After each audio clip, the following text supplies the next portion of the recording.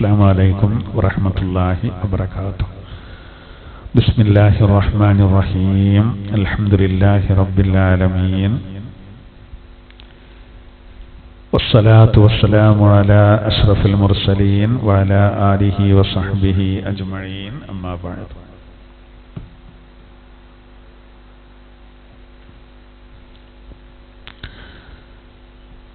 സൂറത്തുൽ അൻആം 116.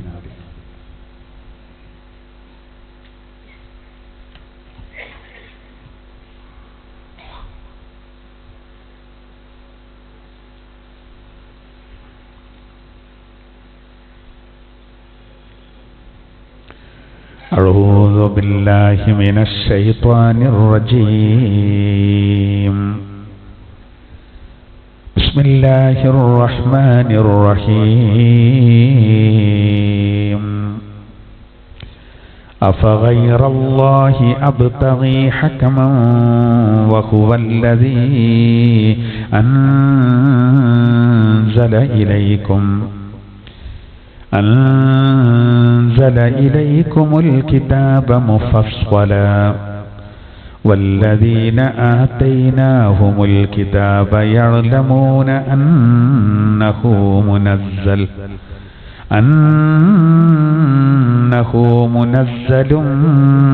من ربك بالحق فلا تكونن من الممترين وتمت كلمة ربك صدقا وعدلا لا مبدل لكلماته وهو السميع العليم. صدق الله العلي العظيم. ആദരണീയരായ സത്യവിശ്വാസികളെ, അല്ലാഹു സുബ്ഹാനഹു വ തആല നമ്മെ എല്ലാവരെയും അവൻ ഇഷ്ടപ്പെടുന്ന യഥാർത്ഥ മുഅ്മിനീങ്ങളിൽ ഉൾപ്പെടുത്തി അനുഗ്രഹിക്കട്ടെ. ബാബുർ റയ്യാനിലൂടെ നല്ല നോമ്പുകാര് സ്വർഗപ്രവേശം അവർക്ക് ലഭിക്കുമ്പോൾ പടച്ച റബ്ബ് അങ്ങനെയുള്ള നോമ്പുകാരിൽ നമ്മെ എല്ലാവരെയും ഉൾപ്പെടുത്തട്ടെ. നോമ്പ് എനിക്കുള്ളതാണ്, ഞാനാണ് അവർക്ക് കൂലി കൊടുക്കുക എന്ന് പറഞ്ഞ ആ നോമ്പുകാരിൽ അല്ലാഹു നമ്മെ ഉൾപ്പെടുത്തട്ടെ. പരിശുദ്ധ റമളാൻ ഇവിടെ പറയാൻ പോകുന്ന ഈ സമയം അല്ലാഹു സുബ്ഹാനഹു വ തആല പൂർണ്ണമായും പാപമോചനം വിധിക്കപ്പെട്ടവരിൽ പാവപ്പെട്ട നമ്മെ എല്ലാവരെയും അല്ലാഹു ഉൾപ്പെടുത്തി അനുഗ്രഹിക്കട്ടെ. ആമീൻ. രണ്ടായത്താണ് നമ്മളിന്ന് ഓതി വെച്ചത്. നമ്മൾ ശ്രദ്ധിച്ചിരിക്കും, നമ്മളെ ഗ്രൂപ്പിലൊക്കെ പ്രത്യേകം ഇന്നത്തെ ക്ലാസ്സിനെ പറ്റി പോസ്റ്റ് ഇട്ടിട്ടുണ്ട്. അതിലൊക്കെ റമളാൻ ഇവിടെ പറയുമ്പോൾ എന്ന ആ കാര്യം കൂടി ഒന്ന് അതിൽ പരാമർശിക്കുന്ന രൂപത്തിലാണ് അതിൽ പറഞ്ഞിട്ടുള്ളത്. അതുകൊണ്ട് ഇൻഷാ അല്ലാഹ് ഇന്ന് നമ്മൾ ഒരു 2 ആയത്ത് നമ്മൾ ആ ഓർഡർ തെറ്റിക്കാതെ പിന്നെ നമുക്ക് ഇനി ഇവിടെ നിന്ന് അങ്ങോട്ട്, അതായത് ഇന്ന് മാസം കാണുകയാണെങ്കിൽ അല്ലെങ്കിൽ 30 കിട്ടുകയാണെങ്കിൽ അങ്ങനെ എന്തായാലും അതുമായി ബന്ധപ്പെട്ട് റമളാൻ ഇവിടെ പറയുമ്പോൾ നമ്മൾ മനസ്സിലാക്കേണ്ട വളരെ പ്രധാനപ്പെട്ട ചില കാര്യങ്ങൾ അതുമായി ബന്ധപ്പെട്ടതും കൂടി പറഞ്ഞ് വളരെ സുപ്രധാനമായ ചില ദിക്റുകളും മറ്റും ചൊല്ലിയിട്ട് ഇൻഷാ അല്ലാഹ് ഈ നമ്മൾ വലിയ ഭാഗ്യമാണ് നമുക്ക് 3 ക്ലാസ് കിട്ടിയത്. ഇത് വലിയൊരു തൗഫീഖല്ലേ? അല്ല 3 അല്ല 5 ക്ലാസ് നമുക്ക് കിട്ടിയത്. 3 രാവിലത്തെ സുബൈക്കത്തെ ഓർമ്മ പറഞ്ഞാണ്. അവിടെ 15 ദിവസത്തിലുള്ളടത്ത് 3 ക്ലാസ് കിട്ടി, നമുക്ക് 5 ക്ലാസ് കിട്ടി. അപ്പോൾ നമ്മൾ ആ വിഷയത്തിൽ നമുക്ക് വലിയ ഒരു തൗഫീഖാണ്. ഒരു 5 ആഴ്ച മുമ്പ് ഇങ്ങനെ ആലോചിച്ച് നോക്കൂ, റമളാൻ 1 ആദ്യത്തെ നമ്മൾ ഒരുമിച്ച് കൂടി അന്ന് ചിലപ്പോൾ ഒരു ചടപ്പേ കാരണം ചൂടും പോകെ ഇനിതൊരു 1 മാസം കഴിയണമല്ല റബ്ബേ. ഇന്നിപ്പോൾ നമ്മൾ ഉദ്ദേശിച്ച പോലെ അൽഹംദുലില്ലാഹ് നോമ്പൊക്കെ പൂർത്തിയാക്കാൻ ആരോഗ്യത്തോടുകൂടെ നമ്മൾ ഉദ്ദേശിച്ച പോലെ ഖുർആൻ ഓതാൻ ഒരുപാട് കാര്യങ്ങൾ കഴിഞ്ഞുവെങ്കിൽ അത് വലിയൊരു തൗഫീഖുള്ള കാര്യമല്ലേ. അപ്പം നമ്മൾ ആ നിലക്കൊക്കെ വലിയ സന്തോഷത്തിലാണ്. അപ്പം ഇൻഷാ അല്ലാഹ് നമുക്ക് അത് സംബന്ധമായിട്ടും പറഞ്ഞ് നമുക്കിന്ന് നമ്മളെ മരണപ്പെട്ടു പോയവരുടെ പേരിലൊക്കെ നമ്മൾ ഖുർആൻ ഒരുപാട് ഓതിയിട്ടുണ്ട്. അതൊക്കെ ഇന്ന് നമുക്ക് ദുആ ചെയ്യണം. അല്ലാഹു സുബ്ഹാനഹു വ തആല നമുക്ക് നമ്മുടെ എല്ലാ പ്രവർത്തനങ്ങളും അല്ലാഹു തആല കബൂലാക്കട്ടെ. ആമീൻ. ഇന്ന് ഓതി വെച്ച 2 ആയത്തുകൾ അത് അവതരിക്കാനുണ്ടായ കാരണം മുശ്രിക്കീങ്ങളിൽപ്പെട്ട ചില ആളുകൾ, ബഹുദൈവ വിശ്വാസികളിൽപ്പെട്ട ചില ആളുകൾ അള്ളാഹുവിന്റെ തിരുദൂതന്റെ അരികെ വന്നിട്ടൊക്കെ പറഞ്ഞു, യാ മുഹമ്മദ്, ഇവര് നബിതങ്ങളോട് പറയാണ്, ഈ ആയത്തിറങ്ങണ്ടായ കാരണമാണ്. ഓ മുഹമ്മദ്, അത് നേരെ പരുഷമായിട്ടാണ് വിളിക്കുകയാണ്, നേരെ പേര് ഓപ്പണായിട്ട് വിളിച്ചിട്ട് പറയാണ്, ഇജ്അൽ ബൈനനാ വ ബൈനക ഹകമൻ മിൻ അഹ്ബാരിൽ യഹൂദ്, താങ്കളുടെയും ഞങ്ങളുടെയും ഇടയിൽ യഹൂദി പണ്ഡിതന്മാരെ നിർത്തിയിട്ട് ഞങ്ങൾക്ക് ചില കാര്യങ്ങളൊക്കെ തീരുമാനിക്കണം. അപ്പൊ എന്താ കാര്യങ്ങള്? അവർക്ക് അള്ളാഹുവിന്റെ തിരുദൂതർ പോരാന്ന് തോന്നുകയാണ്, മാത്രമല്ല അങ്ങനെ ഒരു വരുത്തി തീർക്കുകയാണ്. നമ്മളൊരു വഷളാക്കലുണ്ടല്ലോ, നമ്മളുണ്ടല്ലോ, അങ്ങനെ ഉണ്ടല്ലോ. നമ്മളിപ്പോ ഒരാളെ ചെറുതാക്കാൻ തീരുമാനിച്ചാല് ചിലര് അതിനെന്തെങ്കിലുമൊക്കെ ഒരു വഴി ഉണ്ടാവും, അത് പന്നെ കൊണ്ട് കൂട്ടിയാ കൂടൂല എന്നൊക്കെ വരുത്തി തീർക്കും. ഇതുപോലെ ഇവരെ നോക്കുങ്ങൾ അഷ്റഫുൽ ഖൽഖ് സല്ലല്ലാഹു അലൈഹി വസല്ലമ തങ്ങളെ മുന്നിൽ വന്നിട്ട് ഒരു പറയാണ്, ഞങ്ങൾക്ക് ഇന്ന വിഷയത്തിലൊക്കെ തീരുമാനാക്കണം, പക്ഷെ അതിന് നേരെ താങ്കൾ തീരുമാനാക്കണ്ട, യഹൂദി പണ്ഡിതന്മാരെ മുന്നിൽ വെച്ച് തീരുമാനാക്കണം. ഏതാ ഒരു പറയേണ്ട യഹൂദി പണ്ഡിതന്മാരെ അറിയങ്ങള്? അവർക്ക് തൗറാത്തിലും ഇൻജീലിലും ഈ അന്ത്യപ്രവാചകന്റെ പേര് പരാമർശിക്കപ്പെട്ടിട്ടും അത് അംഗീകരിക്കാൻ തയ്യാറല്ലാത്തവർ. അപ്പോ അതിൽ ദുരുദ്ദേശമാണെന്നുള്ള കാര്യം ഉറപ്പാണ്. ആ രൂപത്തിൽ അവര് അള്ളാന്റെ തിരുദൂതരെ ചെറുതായിട്ടത്. പിന്നെ അവർ പറഞ്ഞു, അല്ലെങ്കിൽ നസ്വാറ പണ്ഡിതന്മാരെക്കോട്ടെ, ഇഞ്ചിലിൽ പാണ്ഡിത്യമുള്ള പണ്ഡിതന്മാര്, എന്നിട്ട് ഹഖ് ആരാണ് സത്യവാന്, ആരാണ് ബാത്തിലിന്റെ ആളുകള്, ഓനെയും കൂടി ഒരു ചർച്ച നടത്തിയിട്ട് ഞങ്ങൾക്ക് തീരുമാനാക്കണം എന്ന് പറഞ്ഞു. അപ്പോ അള്ളാന്റെ തിരുദൂതര് വിശുദ്ധ ഖുർആനിലൂടെ പറയുന്നത് ഓൽക്ക് സ്വീകാര്യമല്ല. ഇനി യഹൂദി പണ്ഡിതന്മാരും കൂടിയും വരണം എന്നാണ് പറഞ്ഞത്. അപ്പൊ അവരോട് എന്ത് മറുപടി കൊടുക്കണം? ആ സന്ദർഭത്തിലാണ് ഈ ആയത്തിറങ്ങുന്നത്. അത് ഈ സന്ദർഭം മനസ്സിലാക്കാൻ ഞാൻ ഈ ആയത്ത് അർത്ഥം വെച്ചാൽ അത് നമുക്ക് തെറ്റിദ്ധാരണ വരും. ആ ആയത്തൊന്ന് നോക്കുന്നു. ബിസ്മില്ലാഹിർ റഹ്മാനിർ റഹീം. അഫഗൈറല്ലാഹി അബ്തഗി ഹകമാ. അഫഗൈറല്ലാഹ്, അല്ലാഹു അല്ലാത്ത ഒരാളെ, അബ്തഗി ഹകമൻ, വിധികർത്താവായിട്ട് ഞാൻ അന്വേഷിക്കേ, അല്ലെങ്കിൽ ഞാൻ ആഗ്രഹിക്കേ, തേടിപ്പിടിക്കേ, അതൊരിക്കലും പറ്റൂല. വഹുവല്ലദീ അൻസല ഇലൈക്കുമുൽ കിതാബ മുഫസ്സലാ. അല്ലാഹു ആകട്ടെ നിങ്ങളുടെ മേലില് വേദത്തെ എല്ലാം വിസ്തൃതമായിട്ട് ഇറക്കി തന്നു. ഈ മുഫസ്സൽ എന്ന് പറഞ്ഞാല് ഹറാമേത് ഹലാലേത് എല്ലാ കാര്യങ്ങളും വിശദമായിട്ട് ഖുർആന്, ആ വേദം എന്ന് പറഞ്ഞാൽ അവിടെ കിതാബ് കൊണ്ട് ഉദ്ദേശം ഖുർആനാണ്. ആ ഖുർആനിനെ അള്ളങ്ങക്ക് ഇറക്കി തന്നിട്ട് ഇനിയിപ്പോ വിധി പ്രഖ്യാപിക്കാന്, കാര്യങ്ങൾ ഒന്നും കൂടി തീരുമാനാക്കാന് അല്ലല്ലാത്ത വേറൊരു കൂട്ടരെ ഞാൻ വിളിക്കണം, അന്വേഷിക്കണം എന്നാണോ നിങ്ങൾ ആഗ്രഹിക്കുന്നത്? അങ്ങനെയാണോ നമ്മൾ പറയുന്നത്? ഇത് ഈ സന്ദർഭം മനസ്സിലാക്കാൻ എന്താ ഈ അള്ളാഹ് പറയേണ്ടതെന്ന് നമ്മൾ കരുതും. നബിയോട് പറയാൻ വേണ്ടി പറയണത്. നബി സല്ലല്ലാഹു അലൈഹി വസല്ലമ തങ്ങളോട് ഈ വിചിത്രമായ ആവശ്യം വെച്ച് പറഞ്ഞ ആളുകളോട് പറയാൻ വേണ്ടി പറയാണ്. വല്ലദീന ആതൈനാഹുമുൽ കിതാബ യഅലമൂന അന്നഹു മുനസ്സലും മിർ റബ്ബിക ബിൽ ഹഖ്. ഇപ്പോൾ പറഞ്ഞെന്താ? യഹൂദി നസ്വാറ പണ്ഡിതന്മാരെ, പുരോഹിതന്മാരെ വിളിക്കണം എന്നാണല്ലോ. അതിന് അള്ളാഹ് മറുപടി കൊടുക്കുകയാണ്. വല്ലദീന ആതൈനാഹുമുൽ കിതാബ, നാം വേദം നൽകിയ ഒരു വിഭാഗം, അതായത് ഈ യഹൂദികളും നസ്വാറാക്കളും, യഅലമൂന, അവർ അറിയുന്നുണ്ട്, അന്നഹു, ഈ ഖുർആന്, ഈ ഖുർആന്, മുനസ്സലും മിർ റബ്ബിക ബിൽ ഹഖ്, അത് സത്യസമേതം റബ്ബിൽ നിന്ന് ഇറക്കപ്പെട്ടതാണ് എന്ന് അവർക്കറിയാം. അറിഞ്ഞുകൊണ്ടാണ് ഓലിത് മറച്ചേക്കേണ്ടത്. ആ മറച്ചക്കുണ്ടോലെ നമ്മൾ ചർച്ചക വിളിച്ചാല്, ശത്രുവിനോട് നമ്മളൊരു കാര്യം അന്വേഷിച്ചാൽ കൃത്യമായിട്ട് വിവരം കിട്ടൂല. നമ്മുടെ ഒരു ശത്രുവിന്റെ അരികെ വെച്ച് നമ്മളൊരു സത്യം മനസ്സിലാക്കണം എന്ന് വിചാരിച്ച ഒരിക്കലും നടക്കൂല. അവനെന്തായിരുന്നാലും അവനക്കനുസരിച്ചേ അത് പറയുള്ളൂ. അപ്പൊ ശത്രുവിന്റെ അടുത്ത് നിന്നല്ല ഒരു കാര്യം പഠിക്കണ്ട. അപ്പൊ ഈ വേദം നേരത്തെ ഞാൻ കൊടുത്ത ഇവർക്കറിയാം അവസാനത്തെ വേദം ഖുർആനാണ്, അത് സത്യാണ്. അതുകൊണ്ട് നബിയെ ഫലാ തകൂനന്ന മിനൽ മുംതരീൻ, അങ്ങ് സംശയാലുക്കളുടെ കൂട്ടത്തിൽ പെടേണ്ടതില്ല എന്ന് പറഞ്ഞാല്, ഇപ്പൊ അങ്ങനെ എന്നാ ഒരു ചർച്ച നടത്തിയ അവർ ശരിയാണ്, ഈ ശരിയാട്ടെ, അതൊന്നും വേണ്ട. അതാണ് ചിലതൊന്നും നമ്മൾ മൈൻഡ് ചെയ്യണ്ട. അങ്ങനെ ചില കാര്യങ്ങളൊക്കെ ഉണ്ടാവുമല്ലോ. അത് ചില ചർച്ചകളാകട്ടെ, സംവാദങ്ങളാകട്ടെ, അതൊക്കെ അതുകൊണ്ട് പ്രയോജനം ഉണ്ടാവും, ചിലപ്പോൾ പ്രയോജനം ഉണ്ടാവില്ല. പ്രയോജനം ഇല്ലെങ്കിൽ പിന്നെ ആ വഴിക്ക് വെറുതെ സമയം കളയുക. അങ്ങനെ ഇവരെന്ത് ചെയ്തു പറയുങ്ങൾ, ഇവര് ഈ പുരോഹിതന്മാരെ പറ്റി നബിതങ്ങൾക്ക് ആദ്യം ശരിക്കറിയാം. കാരണം ഇവർക്ക് അങ്ങനെ ഒരു സംഭവം നടന്നും ചെയ്തു. പിന്നെ തൗറാത്തിലും ഇഞ്ചിയിലും ഇന്ന കാര്യങ്ങളുണ്ട് എന്നാണ് നബി സല്ലല്ലാഹു അലൈഹി വസല്ലം തങ്ങൾ. മക്ക മുശ്രിക്കുകൾ ഇവരോട് ചോദിച്ചു, അങ്ങനെ ഉണ്ടോ ചോദിച്ചു. അപ്പൊ ഇവരുടെ അങ്ങനെ ഇല്ല. അപ്പൊ ഈ മുശ്രിക്കുകൾക്ക് ഇത് വായിക്കാറിയില്ല. അപ്പൊ അവരോട് പറഞ്ഞ അങ്ങനെ ഇല്ല. അങ്ങനെ നബി സല്ലല്ലാഹു അലൈഹി വസല്ലം തങ്ങൾ പറഞ്ഞത് കൃത്യമായിട്ടുണ്ട്. അവിടെ ഒരു വിരല് വെച്ചു.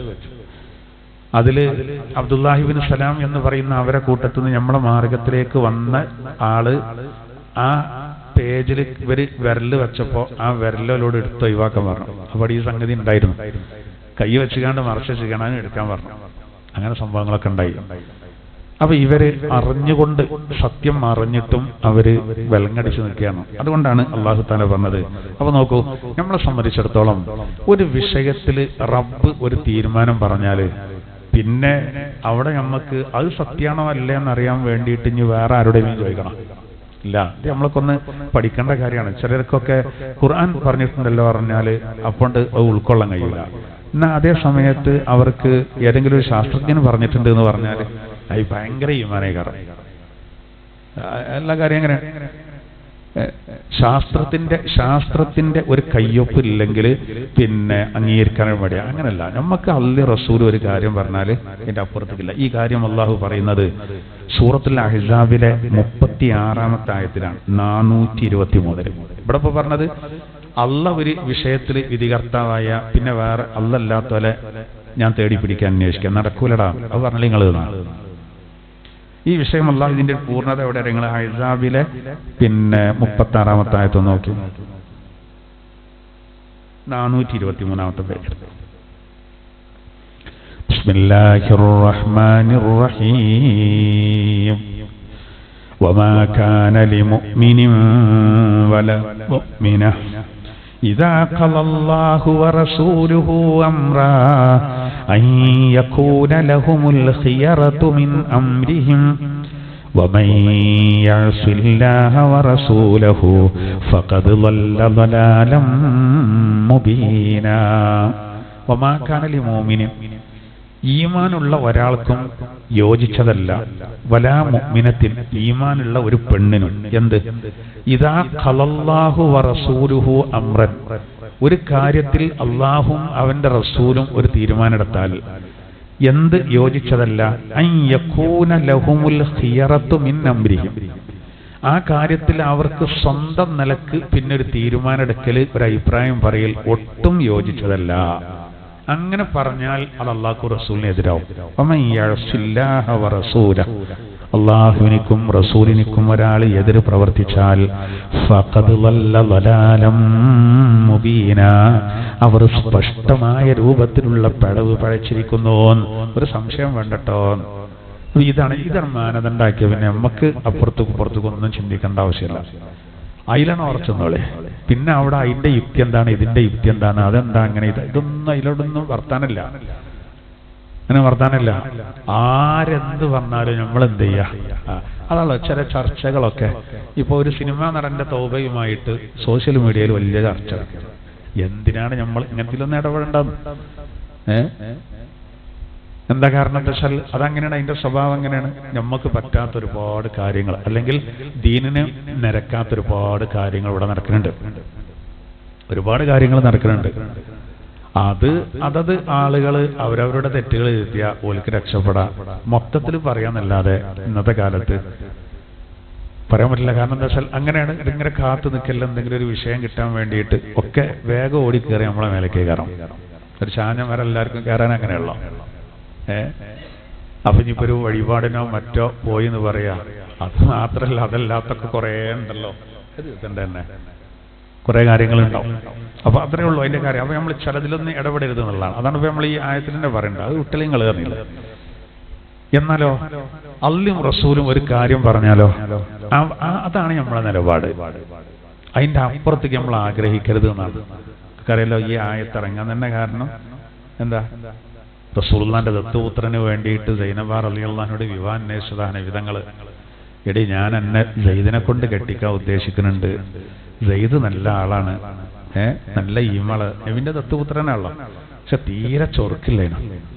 സൈനബാവിയാണെങ്കിൽ ഭയങ്കര സൗന്ദര്യമാണ്. സെയ്ദ് റളിയല്ലാഹുവിന്റെ ഈമാനോണ്ട് ഓൾക്ക് നല്ലൊരു ജീവിതം ഉണ്ടാകട്ടെ എന്ന് കരുതിയിട്ടാണ് നബിതങ്ങളേക്ക് ഇറങ്ങിയത്. ഒരു ഉത്തരവാദിത്തമാണ്, നമ്മുടെ രക്ഷിതാക്കൾ ഇറങ്ങണം എന്നാണല്ലോ ഖുർആൻ പറയേണ്ടത്. അപ്പൊ ദത്തുപുത്രനായതോടെ നബി ഇറങ്ങിയതാണ്. പക്ഷെ സൈനബ് പറഞ്ഞ എന്താണ്, വേണ്ട, കാരണം എന്താ, ഒക്കൂല, മൂപ്പര് തീരെ ചൊറുക്കൂല, ഞാൻ നല്ല സൗന്ദര്യമുണ്ട്, മൂപ്പർക്ക് തറവാടും ഇല്ല, എനിക്ക് വലിയ തറവാടും ഉണ്ട്, അപ്പൊ അതുകൊണ്ട് വേണ്ട. ആയിക്കോട്ടെ, വിവാഹത്തിന്റെ കാര്യമല്ല, അങ്ങനെ പറയാൻ പറ്റൂലല്ലോ. നബിതങ്ങൾ തിരിച്ചു പോന്നു. റസൂല് വീട്ടിലെത്തിയപ്പോൾ അതിനായത്തിറങ്ങി, തീരുമാനമായി. അവിടെ നബിന്റെ മോഹം എന്താണ്, ആ കല്യാണം നടക്കണമെന്നാണ്. ജനബാവി പറഞ്ഞ് നേരെ പറഞ്ഞത് ഓപ്പണായിട്ട് പറഞ്ഞ് വേണ്ടെന്നാണ്. അപ്പൊ സാധാരണഗതിയിൽ ഇപ്പൊ നമ്മളൊക്കെ അങ്ങനെ അന്വേഷണം നടത്തേണ്ട, അതിലിപ്പോ വേണ്ടെന്ന്, അതിലിപ്പോ അത്ഭുതമൊന്നുമില്ല. വേണ്ടാത്ത വേണ്ടെന്ന് തന്നെ പറയണം, അല്ലെങ്കിൽ ആ പ്രശ്നം. പക്ഷെ ഇവിടെ എന്താ വിഷയം, നബി സല്ലല്ലാഹു അലൈഹി വസല്ലം തങ്ങളാണ് എന്ത് ചെയ്ത് ആഗ്രഹം പറഞ്ഞത്. അതിനെതിരെ പറയാറുന്നാല് കഅബയിലേക്ക് തിരിയാൻ മോഹം ഉണ്ടായപ്പോഴാണ് അള്ളാഹു വന്നത്, നമുക്കറിയാം ഞങ്ങളെ മനസ്സിലുള്ള ആഗ്രഹം, തിരിഞ്ഞോളി. അങ്ങനത്തെ വിധങ്ങളാ പറയുന്നത്. അള്ളാഹു ആണ് ആ മനസ്സിലുള്ള മോഹം പൂവണിച്ചു കൊടുക്കുന്നത്. അപ്പൊ അള്ളാഹു പറയാണ് അല്ലി റസൂലും. അപ്പൊ റസൂലിന് തീരുമാനം എടുക്കേണ്ട അള്ളാന്റെ തീരുമാനമാണ്. അതുകൊണ്ടുള്ള ചിലർ പറയും ഖുർആൻ ഹദീസ് ഖുർആനുമായിട്ട് പിന്നെ എതിരായി വന്നാൽ എന്താ ചെയ്യേണ്ടത്. ഒരിക്കലും അങ്ങനെ ഉണ്ടാവില്ല. ഹദീസ് ഒരിക്കലും ഖുർആനുമായിട്ട് എന്ത് ചെയ്യൂല, എതിരായി വരൂല. കാരണം അള്ളാഹു പറഞ്ഞ തന്നെ ഖുർആൻ നിങ്ങൾക്ക് വിശദീകരിക്കാനാണ് നമ്മൾ ഖുർആനെ നൽകിയതെന്നാണ്. കാരണം എല്ലാം നമ്മൾ ഖുർആനിൽ കാണൂല, നബിതങ്ങൾ വിശദീകരിക്കാൻ തന്നെ വേണം. അത് വിശാലമായൊരു വിഷയം. അത് സംബന്ധമായ ആയത്ത് വരുമ്പോൾ നമുക്ക് പറയാം, ദശനക്കണക്കിന് ആയത്തുകൾ ഉണ്ടായിരുന്നു. കാരണം നബിന്റെ അടുത്തൊന്നും ഒരിക്കലും പിഴക്കൂല. കാരണം അത് ഖുർആന്റെ വ്യാഖ്യാനം, എല്ലാം അതിന്റെ വിശദീകരണമായിട്ടാണ് വരിക. അപ്പോ ആ വിവാഹം അന്വേഷിച്ച പോലും റബ്ബിന്റെ തീരുമാനം അങ്ങനെയാണ് വേണ്ടതെന്നുള്ള. അതാണ് അള്ളാഹ് ആയത്തിറക്കിയത്. ഈ ആയത്തിന് ഇറങ്ങിയപ്പോ എന്താ ജനബാവി ചെയ്ത്, എനിക്കത് മതിയായിരുന്നല്ലോ. ആ വിവാഹം മുന്നോട്ട് പോയില്ല എന്നുള്ളത് വേറെ കാര്യം, അതിൽ വേറെ ഹിക്മത്തുണ്ട്, അത് നമ്മൾ നേരത്തെ വിശദീകരിച്ചത്. അപ്പോ ഈ ആയത്ത് തമ്മിൽ നൽകുന്ന സന്ദേശം ഇതാണ്. പിന്നെ പടച്ച റബ്ബ് ഒരു തീരുമാനമാണ് പറഞ്ഞ, നിങ്ങൾക്ക് അത് ഇത് വരാൻ വേണ്ടി പിന്നെ വേറൊരാൾ പറയണമെന്നോ, ശരിയല്ല. എന്നാൽ നോക്കൂ, വീണ്ടും അല്ലാഹു പറയാൻ വത്തമ്മത് കലിമതു റബ്ബിക സിദ്ഖൻ വഅദ്ലാ. വത്തമ്മത് കലിമതു റബ്ബിക, താങ്കളുടെ റബ്ബിന്റെ വചനം അത് പൂർണ്ണമായിരിക്കുന്നു. അവിടെ കലിമത്തിന് ശരിക്കും കലിമാത്താണ് എന്ന് പറഞ്ഞാല് അള്ളാഹുവിന്റെ വചനങ്ങളെ പറ്റിയാണ് പറയുന്നത്. ഓരോ വചനവും അള്ളാഹുവിൻ്റെതാണ്, അതുകൊണ്ടാണ് അങ്ങനെ പ്രയോഗിച്ചത്. സിദ്ഖൻ വഅദ്ലാ, അത് സത്യസന്ധമാണ്, അതോടുകൂടെ നീതിനിഷ്ഠവുമാണ്. നോക്കൂ, പരിശുദ്ധ ഖുർആന്റെ ഈ വചനങ്ങൾ, റബ്ബിന്റെ വചനങ്ങൾ എന്ന് പറയുന്നത് അത് സത്യാണ്, സത്യസന്ധമാണ്, അതിൽ കളവുണ്ടാവില്ല, വേണ്ടാത്തുണ്ടാവില്ല, നീതിനിഷ്ഠവുമാണ്. കാരണം ഖുർആൻ എന്ന് പറഞ്ഞാൽ വെറും പരലോകം മാത്രം പറയുന്ന ഒരു സംവിധാനമല്ല. ഈ ലോകത്ത് നീതി നടപ്പിലാകാൻ ആവശ്യമായ കൽപ്പനകള്, പ്രത്യേകിച്ച് മനുഷ്യന്മാർ തമ്മിൽ പ്രശ്നങ്ങൾ ഉണ്ടാവുമ്പോൾ അതിന് കുറെ നിയമങ്ങളുണ്ട്, ക്രിമിനൽ കുറ്റങ്ങൾക്കുള്ള ശിക്ഷകളുണ്ട്. ഇതൊക്കെ എന്തിനാണ്? നീതി ഇവിടെ നടപ്പിലാകാൻ വേണ്ടിയാണ്. അപ്പൊ നീതിനിഷ്ഠവും സത്യസന്ധവുമായ റബ്ബിന്റെ വചനങ്ങളാണിത്. ലാ മുബദ്ദില ലികലിമാതി, അല്ലാഹുവിന്റെ വചനങ്ങൾക്കൊരു ഭേദഗതിയില്ല. അതാണ് ചില ആളുകളൊക്കെ കാലോചിതമായി ഖുർആൻ മാറ്റണം എന്ന് പറയുമ്പോൾ മാറ്റിയ തിരക്കില്ല നമ്മൾ പറയാൻ പറ്റുമോ? നമ്മക്കാണ് പ്രശ്നം. നമ്മളെ ബുദ്ധിക്ക്, നമ്മളെ ചിന്താഗതി പാളിയതാണ്. നമുക്ക് കുറച്ച് കഴിഞ്ഞാൽ ഇങ്ങനെ ഓരോന്നും ബോധ്യം വരും. പല വിഷയങ്ങളിലും അതിൽ മാറ്റം വരുത്തണം എന്നാണ് ചില ആൾക്കാർ പറയുന്നത്, അല്ലെ? ഇപ്പോ സ്ത്രീകളോട് ബന്ധപ്പെട്ട വിഷയങ്ങളിൽ അവര് പൊതുരംഗത്തിറങ്ങുന്ന കാര്യത്തില് ഈ കാര്യങ്ങളിലൊക്കെ കാലോചിതമായ മാറ്റം വരുത്തണം എന്നാണ് പറയുന്നത്. നമുക്കങ്ങനെ മാറ്റം വരുത്താൻ പറ്റൂല. പിന്നെ ചില സാഹചര്യങ്ങൾ നിർബന്ധമായിട്ട് ചിലത് ചെയ്യേണ്ടതുണ്ടാവും. പഞ്ചായത്തിൽ മത്സരിക്കാന്നൊക്കെ പറഞ്ഞില്ലേ, ആ ഭാഗം നമ്മളാരും എല്ലാവരും അതിന് ഒഴിഞ്ഞു നിന്നാല്, കാരണം സ്ത്രീകളെ അധികാരം ഏൽപ്പിക്കാൻ പാടില്ല എന്ന് തന്നെയാണ്. പക്ഷേ ഒരു മതേതര രാജ്യത്താവുമ്പോ നമുക്ക് ചില അളവുകളൊക്കെ ഉണ്ട്, നിർബന്ധിത ഘട്ടത്തിലാണ്. ഇപ്പൊ ജനറൽ സീറ്റിൽ വെറുതെ വരെ നിർബന്ധിപ്പിക്കണ്ട. നിർബന്ധിതമായ ഘട്ടത്തിൽ ഈ സംവിധാനങ്ങൾ നിലനിൽക്കാൻ അത് അത്യന്താപേക്ഷിതമാണ്. അതുകൊണ്ടാണ് ആ കാര്യങ്ങൾ വേറിട്ട് നമുക്ക് മനസ്സിലാക്കാൻ കഴിയണം. അതിന് നമ്മൾ ഭേദഗതി നടത്തേണ്ട ആവശ്യമില്ല. വെള്ളം കിട്ടൂലെങ്കിൽ നമുക്ക് മണ്ണോണ്ട് ദൈവം ചെയ്യണമെന്ന് പറഞ്ഞ പോലെ ചില സമയം ഇപ്പൊ നോമ്പ് എത്ര പുണ്യമുള്ള കാര്യമാണ്. ഡോക്ടർ പറയണ നോൽക്കണ്ടെന്ന് പറഞ്ഞാൽ പിന്നീട് വാശിക്കേണ്ട ആവശ്യമില്ലല്ലോ. അത് നമ്മൾ മാറ്റം വരുത്തേണ്ട ആവശ്യമില്ല. അവിടൊക്കെ അങ്ങനത്തെ ചില ഘട്ടങ്ങളിൽ ഇന്നദീന യൂസ് മതം എന്ന് പറയുന്നത് എളുപ്പമാണ്. അതുകൊണ്ട് ചില ഇളവുകളൊക്കെ ചില കിട്ടും. എന്നാൽ പിന്നെ ചിലരൊക്കെ പറയല്ലോ ഇത് ഭേദഗതി ചെയ്യണം. ഉള്ളിൻ്റെ ഉള്ളിൽ എല്ലാവർക്കും അറിയാം നമ്മൾ പറഞ്ഞാണ് ശരിയാണ്. സമകാലിക സംഭവങ്ങൾ ഓരോന്നും ഇങ്ങനെ പരിശോധിച്ച് നോക്കി നിങ്ങൾ. പണ്ട് ഞാൻ പേര് പറയണില്ല, ഇതൊക്കെ റെക്കോർഡഡ് ആണെന്നുള്ളതുകൊണ്ട് ഒരു മുസ്ലിം പേരിൽ അറിയപ്പെടുന്ന ഒരു പ്രഗത്ഭനായ എഴുത്തുകാരൻ അദ്ദേഹത്തിന്റെ നല്ല സമയത്ത് അദ്ദേഹം ലേഖനത്തിൽ എഴുതി, എനിക്കെന്റെ മാതാപിതാക്കളെ ഒരിക്കലും ആദരിക്കേണ്ടതോ ബഹുമാനിക്കേണ്ടതോ ആവശ്യമില്ല. മതം വെറുതെ പറഞ്ഞ് പെരുപ്പിക്കണത് എൻ്റെ ആവശ്യമില്ല. അതിനയാൾ കാരണം പറഞ്ഞത് എൻ്റെ മാതാപിതാക്കളെ എപ്പോഴും ഒന്ന് ബന്ധപ്പെട്ടു, അങ്ങനെ ഞാൻ ജനിച്ചു, എന്തിനാ ആദരിക്കണം എന്നാണ്. ആ മനുഷ്യന് പിന്നെ പ്രായാധിക്യം കൊണ്ട് പ്രയാസപ്പെടുമ്പോൾ അയാൾ വല്ലാതെ വിഷമിച്ചു. അപ്പൊ ഇങ്ങനെ പുറകോട്ട് നോക്കും. ഇന്നുണ്ടല്ലോ നോക്കൂ, ഓരോരുത്തരുടെ ചോയ്സ് അനുസരിച്ച് ഓരോരുത്തർ ജീവിക്കുക. അപ്പൊ വിവാഹം വേണ്ട, സൗകര്യം പോലെ ആണുങ്ങൾക്കും പെണ്ണുങ്ങൾക്കും ഇണകളെ സ്വീകരിക്കുക, സുഹൃത്തുക്കളെ സ്വീകരിക്കുക, ഇന്ന് സ്വീകരിച്ചാൽ വേണമെങ്കിൽ നാളെ ഒഴിവാക്കുക, അങ്ങനെ പറന്ന് നടക്കുക. അതാണ് നല്ലതെന്ന് വാദിക്കുന്ന ഒരുപാട് ആൾക്കാരുണ്ടല്ലോ. പക്ഷേ ഒരു ടൈമണ് കഴിഞ്ഞാൽ സൗന്ദര്യം ഇങ്ങനെ വറ്റാൻ തുടങ്ങി, ആരോഗ്യം ക്ഷയിക്കാൻ തുടങ്ങി. ആ തീവ്രത പോയാൽ, ആ തളപ്പൊക്കെ നിന്ന് കഴിഞ്ഞാൽ എന്താന്ന് വരിക, പിന്നെ ഇങ്ങനെ കുടുങ്ങും. തളപ്പറ്റാൻ മരട്ടിക്കെന്ന് പറഞ്ഞായിരിക്കും. പിന്നെ കുടുംബമൊക്കെ ഉണ്ടെങ്കിൽ അവനൻ്റെ എല്ലാം ഉണ്ടാവുള്ളൂ, വേറെ ആരും അതിൻ്റെ ചെയ്യാനാണ്. അങ്ങനെയുള്ള ജീവൻ നയിച്ചോലും മുഴുവനും അവസാനം എന്താ, ശരിക്കും പറഞ്ഞാല് അവരെ വഴിയാധാരാക്കണം ഇന്നത്തെ നിയമങ്ങൾ. ശരിക്കും പറഞ്ഞാല് നേരെ മറിച്ച് നോക്കുങ്ങൾ, ഇത് ഒരു പിന്നെ കുറെ നിയമങ്ങളൊക്കെ. അപ്പൊ ബാക്കിയുള്ള കാര്യങ്ങളിലൊക്കെ ഭയങ്കര നിയമങ്ങളാണ്, രാജ്യത്തിന്റെ നിയമങ്ങളൊക്കെ. അതൊക്കെ എന്തിനാ, ഇതൊരു ലെവലിൽ നിൽക്കാനാണല്ലോ. പക്ഷെ മനുഷ്യന് ഓൻ സർവ്വ സ്വതന്ത്രനാണെന്ന് പറഞ്ഞിട്ട് ഇങ്ങനെ ആക്കി കഴിഞ്ഞാല് ഇവനൊരു അസുഖം വന്നാൽ ഓനെ നോക്കാൻ ആളില്ല, ഓന്റെ പെൺസുഹൃത്തില്ല, ആൺസുഹൃത്തില്ല, അവൾക്ക് ആരുമില്ലാത്തൊരവസ്ഥ. കുടുംബത്തിനൊക്കെ അവഗണിച്ചു പോയതുകൊണ്ട് പിന്നെ അവർക്കും വേണ്ടാത്ത അവസ്ഥ. പിന്നെന്താണ്ടാവല്, പിന്നെ ഏതെങ്കിലുമൊക്കെ കേന്ദ്രത്തില് പിന്നെ അങ്ങനെ ഉണ്ടല്ലോ, അവിടേക്ക് എത്തിപ്പെടും. അതൊന്നും സന്തോഷത്തിലാവൂല എന്നുള്ള കാര്യം ഉറപ്പാണല്ലോ. ശരീരം തളർന്നു കഴിഞ്ഞാൽ അവനാന്റെ ആളുകളല്ലെങ്കിൽ എത്ര ദിവസം കൊടുക്കും ഭക്ഷണം, തള്ളിക്ക് വാരി കൊടുക്കും, ആര് ശൗചം ചെയ്തു കൊടുക്കും, ആർക്കതിന് സാധിക്കാൻ കഴിയൂല. അപ്പോ നമ്മളെ ഈ സിസ്റ്റം തന്നെയാണ് വേണ്ടത് എന്നുള്ളത് എല്ലാവർക്കും അറിയാം, അറിയാത്തോണ്ടൊന്നുമല്ല. അപ്പൊ നമ്മളെ സംബന്ധിച്ചിടത്തോളം അതാണ് നീതിനിഷ്ഠവും അതുപോലെ സത്യസന്ധവുമാണിത്. റബ്ബിന്റെ വചനങ്ങൾ അത് പൂർത്തിയായിരിക്കുന്നു. ലഹാ മുബദ്ദില ലികലിമാതിഹി, അതിനെന്തില്ല, ആ വചനങ്ങൾക്കൊരു ഭേദഗതിയില്ല. അത് ഭേദഗതി ഇല്ല എന്ന് പറയാൻ കാരണം തുടക്കത്തിൽ തന്നെ ഖുർആൻ പറഞ്ഞൊരു കാര്യമുണ്ട് അൽ ബഖറയിൽ. എന്ത്, ദാലികൽ കിതാബ് ലാ റൈബ ഫീഹ്, ഈ വേദം ഇതിൽ യാതൊരു സംശയവുമില്ല. സാധാരണ ഒരു ഗ്രന്ഥം എഴുതേണ്ട ആളൊന്നും അങ്ങനെ എഴുതലില്ല. എത്ര വലിയ എഴുത്തുകാരനാണെങ്കിലും ഗ്രന്ഥത്തിന്റെ ആമുഖത്തിൽ ഇതിലൊരു സംശയവുമില്ല, അതിലൊരു തെറ്റുണ്ടാവില്ല, ആർക്കും തെറ്റ് കണ്ടെത്താൻ കഴിയില്ല എന്ന് ആരെങ്കിലും എഴുതലുണ്ടോ? ഇല്ലല്ലല്ല. എന്തായിരുന്നാലും എത്ര കഴിവുള്ള ആളാണെങ്കിലും അതിപ്പോ 2025 ആദ്യ ഇത് ഇറക്കിയതെന്നുണ്ടെങ്കിൽ 2030 അതിന്റെ സെക്കൻഡ് എഡിഷൻ ഇറങ്ങുകയാണെങ്കിൽ എന്തായിരുന്നാലും ചില തിരുത്തുകളുണ്ടാവും. എത്ര വല്ല അത് കാരണം എന്താ, അതങ്ങനെ ഇന്നത്തെ പറ്റി പറയാം, ഇന്നലത്തെ പറ്റി പറയാം, നാളെ എന്ത് നടക്കുന്നു ഖണ്ഡിതമായി പറയാൻ കഴിയൂല. മാത്രമല്ല ഏത് വിഷയത്തിനും അയാളെക്കാൾ കഴിവുള്ള ചിലപ്പോൾ വേറെ ആൾക്കാരുണ്ടാവും, അവർ പറഞ്ഞു കൊടുക്കും. അത് ഇന്നും കൂടി ചേർത്തി കൊടുത്തിരുന്നെങ്കിൽ വളരെ നന്നായിരുന്നു, മറ്റേതതിൽ വേണ്ടിയിരുന്നില്ല. അങ്ങനെ ഉണ്ടല്ലോ. അപ്പൊ അതാണ് നമ്മൾ കാണാത്തത് നമ്മുടെ മുകളിലുള്ളവർ എന്ത് ചെയ്യും, കാണും. ഒരു ലേഖനം തയ്യാറാക്കാൻ പറഞ്ഞു എന്നോട്, കുപ്പളൂറുണ്ട് ജാമ്യന്ന്. അപ്പോ ഞാനന്ന് നമ്മളിങ്ങനെ പഠിച്ചു വരുന്നുള്ളല്ലോ, ഇന്നദ്ദീന ഇൻദല്ലാഹിൽ ഇസ്ലാം എന്ന ആ ആയത്തിനെ ഞാൻ ഇങ്ങനെ പരിഭാഷപ്പെടുത്തിക്കാണ്ട് ഇങ്ങനെ ആ ലേഖനം ഇങ്ങനെ എഴുതിയപ്പോ അള്ളാഹുവിങ്കൽ ഏറ്റവും സ്വീകാര്യമായ മതം ഇസ്ലാമാണ് എന്നുള്ളത് എഴുതിണ്ട്. അങ്ങനെ ഉസ്താദിനെ ജാമ്യന്ന് കാണിച്ചു കൊടുത്തു. പ്രസിദ്ധീകരിക്കുന്നതിന് മുമ്പ് എന്തോ ഒരു വിഷയത്തിന് അങ്ങനെ വായിച്ചു വെക്കാണ്ട് അള്ളാഹുവിങ്കൽ ഏറ്റവും സ്വീകാര്യമായത് ഇസ്ലാം മാത്രമാണ്. അപ്പൊ കുറച്ച് സ്വീകാര്യമായത് വേറെണ്ട മുസ്തഫായിസിനോട് ശരിയാണ്. അള്ളാഹുവിങ്കൽ ഏറ്റവും സ്വീകാര്യമായത് ഇസ്ലാമാണെന്ന് പറയുമ്പോൾ അത്ര തന്നെ അല്ലാത്ത വേറെണ്ടെന്ന് വരുമല്ലോ.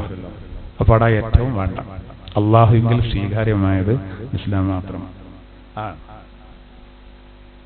ഇങ്ങനെ നമ്മളെടുത്തുനിന്നൊക്കെ വരും, നമ്മൾ ശ്രദ്ധിക്കാതെ ചിലപ്പോൾ എഴുതിയതേ കാരണം. ഇതുപോലെ ഇതിപ്പോ മനുഷ്യ നിർമ്മിതാണെങ്കിൽ അങ്ങനെയാണ്. എന്നാൽ ഖുർആനിലത് ഉണ്ടാവില്ല. അതല്ല റൈബ ഫീഹി, അതിലൊരു സംശയവും ഇല്ല.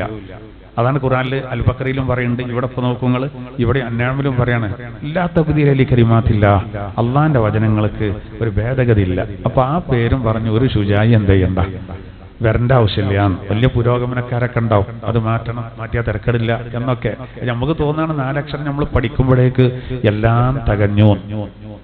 വെറുതെ ഒന്നും അറിയില്ല. കുട്ടി നന്നായിട്ടൊന്ന് തരിപ്പ് പോയാൽ എന്താ ചെയ്യേണ്ട അറിയില്ല. ചെറിയ കുട്ടി മുലപ്പാല് കുടിക്കുമ്പോ അതിന് തരിപ്പ് പോയാൽ മേപ്പെട്ടൊക്കെയാണ്. ബനാ പറയണ്ട ഞാൻ സർവ്വകലാവല്ലഭനാണ്, ആനയാണ് ചേനയാണ്. ഓരോന്നിനും അതിൻ്റെതായ ഇൽമുണ്ട്.